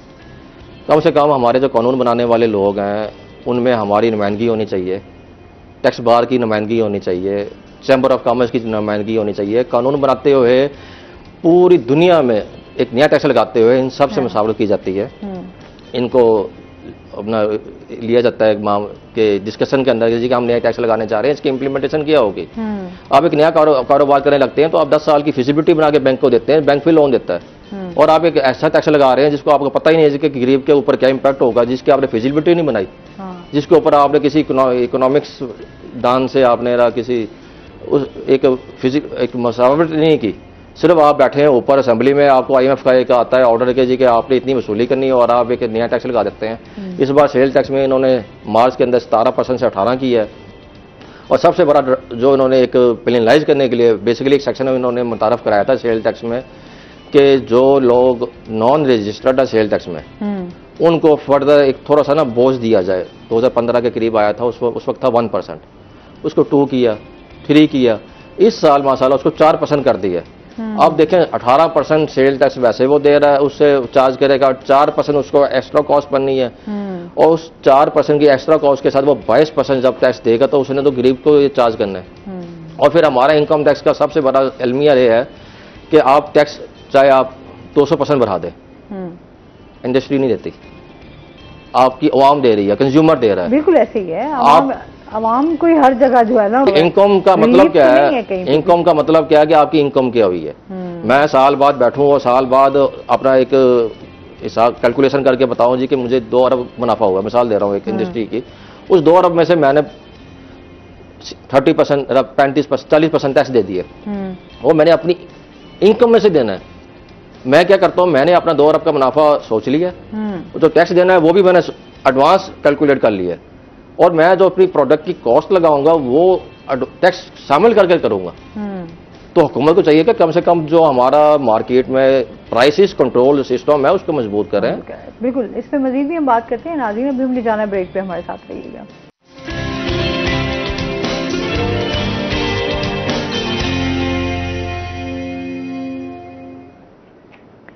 वेलकम बैक नाज़रीन, रोही एयरटेल में आपको खुश आमदीद कहते हैं। टैक्स की बातें भी हो रही हैं, साथ साथ खेलों की बातें भी हो रही हैं।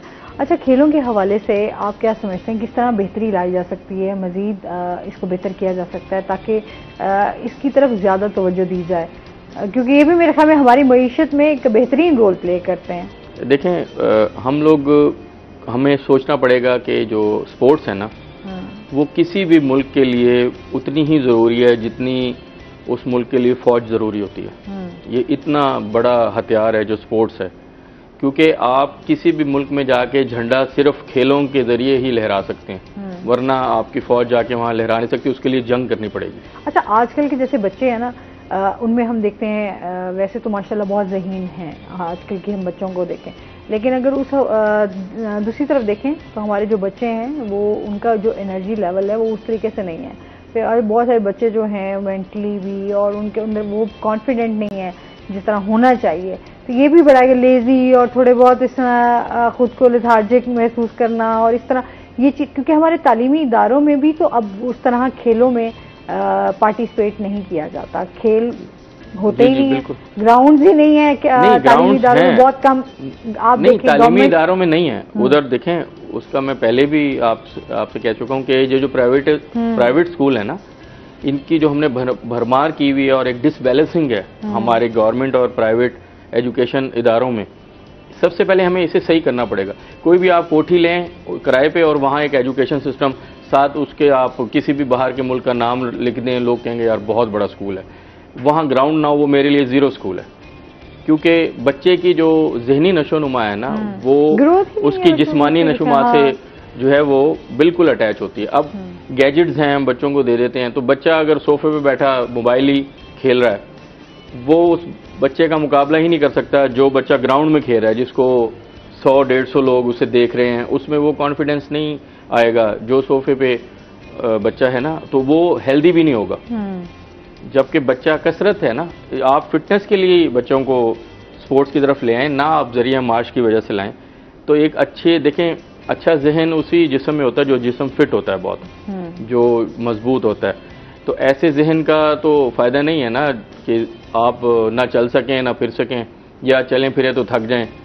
तो ये चीज़ें हमें इसमें बैलेंस लाना पड़ेगा। इसके लिए हमें एक पॉलिसी बनानी पड़ेगी अगले 10 सालों के लिए। मैं बार बार कहता रहता हूँ, और हमारा महकमा काफ़ी हद तक इस पर इम्प्लीमेंट भी करता है, लेकिन कहीं ना कहीं से लूप होल, वहाँ से वो चीज़ें टूट जाती हैं। तो लेकिन फिर हम दोबारा से उसको, तो ये जब तक 10 साल जो मौजूदा बजट आया उसमें खेलों के हवाले से बजट अभी नहीं आया, वो पेश तो कर दिया गया बस ना। वो देखें, जब तक वो बजट आएगा ना तो हमारी इलेक्शंस आ चुके होंगे, और इलेक्शनों के बाद तकरीबन 3-4 माह लग जाते हैं। नई हुकूमत जो है वो सारी चीज़ों पे टेक ओवर करती है, अगर तो चीज़ें प्रॉपरली चलते रहें तो। ये मैं प्रॉपर मुल्कों की बात कर रहा हूँ, हमारे मुल्क का तो कोई पता नहीं होता। तो उसके बाद जाके वो पॉलिसीज़ बनती हैं, फिर वो चीज़ें इंजेक्ट की जाती हैं वहाँ, जो स्पोर्ट्स की हैं वहाँ जाएंगी, जो सेहत के लिए वहाँ जाएंगी। स्पोर्ट्स में फिर हमने क्या करना है, डेवलपमेंट के लिए हमने क्या करना है। और मैं कहता हूँ कि डेवलपमेंट से ज़्यादा स्पोर्ट्स की डेवलपमेंट ज़्यादा ज़रूरी होती है। स्पोर्ट्समैन को जो डेवलप किया जाता है, उसकी सेल्फ डेवलपमेंट, उसके एक जो माशी तौर पे उसको चीज़ें फेस करनी होती हैं। मैं बहुत से ममालिक की मैं मिसाल इसलिए नहीं दे रहा कि मिसालें अब दे के ना कोई फ़ायदा नहीं है। आपको सबसे पहले अच्छा स्पोर्ट्समैन है ना, उसको माशी तौर पे आपको बिल्कुल फ्री करना पड़ेगा। उसके घर पे पैसे की वजह से तो कोई इशू ही ना होना, तो वो बहुत अच्छा परफॉर्म करेगा। हम लोग सेल्फ पे 80-90 लाख रुपए का डॉक्टर बनाते बच्चे को अपने को, तो हम मेरे ख्याल स्पोर्ट्स में तो 2-2.5 लाख रुपए सारे लगने होते हैं। बच्चे ने खुद ही चलना होता है, और हमारे इदारे हैं हर चीज़ देते हैं।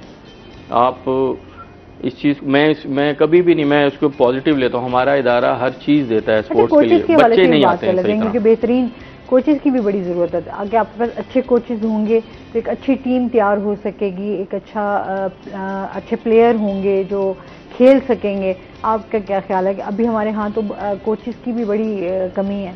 नहीं, कमी नहीं है, हमारे पास कोचेस हैं और बहुत अच्छे हैं। हमारे डिपार्टमेंट के पास भी बहुत अच्छे क्वालिफाइड कोचेस हैं। उनके रिफ्रेशर कोर्सेज होते रहते हैं, उसके लेवल्स होते हैं, हर खेल के कोचेस हैं। मेन मकसद वही है ना कि हमारे पास अभी बहुत ज़्यादा वे आउट नहीं है चीज़ों के लिए ना, जो हमें करना पड़ेगा। और कोचेस, अच्छा कोच भी तभी सामने आएगा ना जब आप उसे एक टीम देंगे, वो तैयार करके वो टीम कोई मेडल लेके आएगी।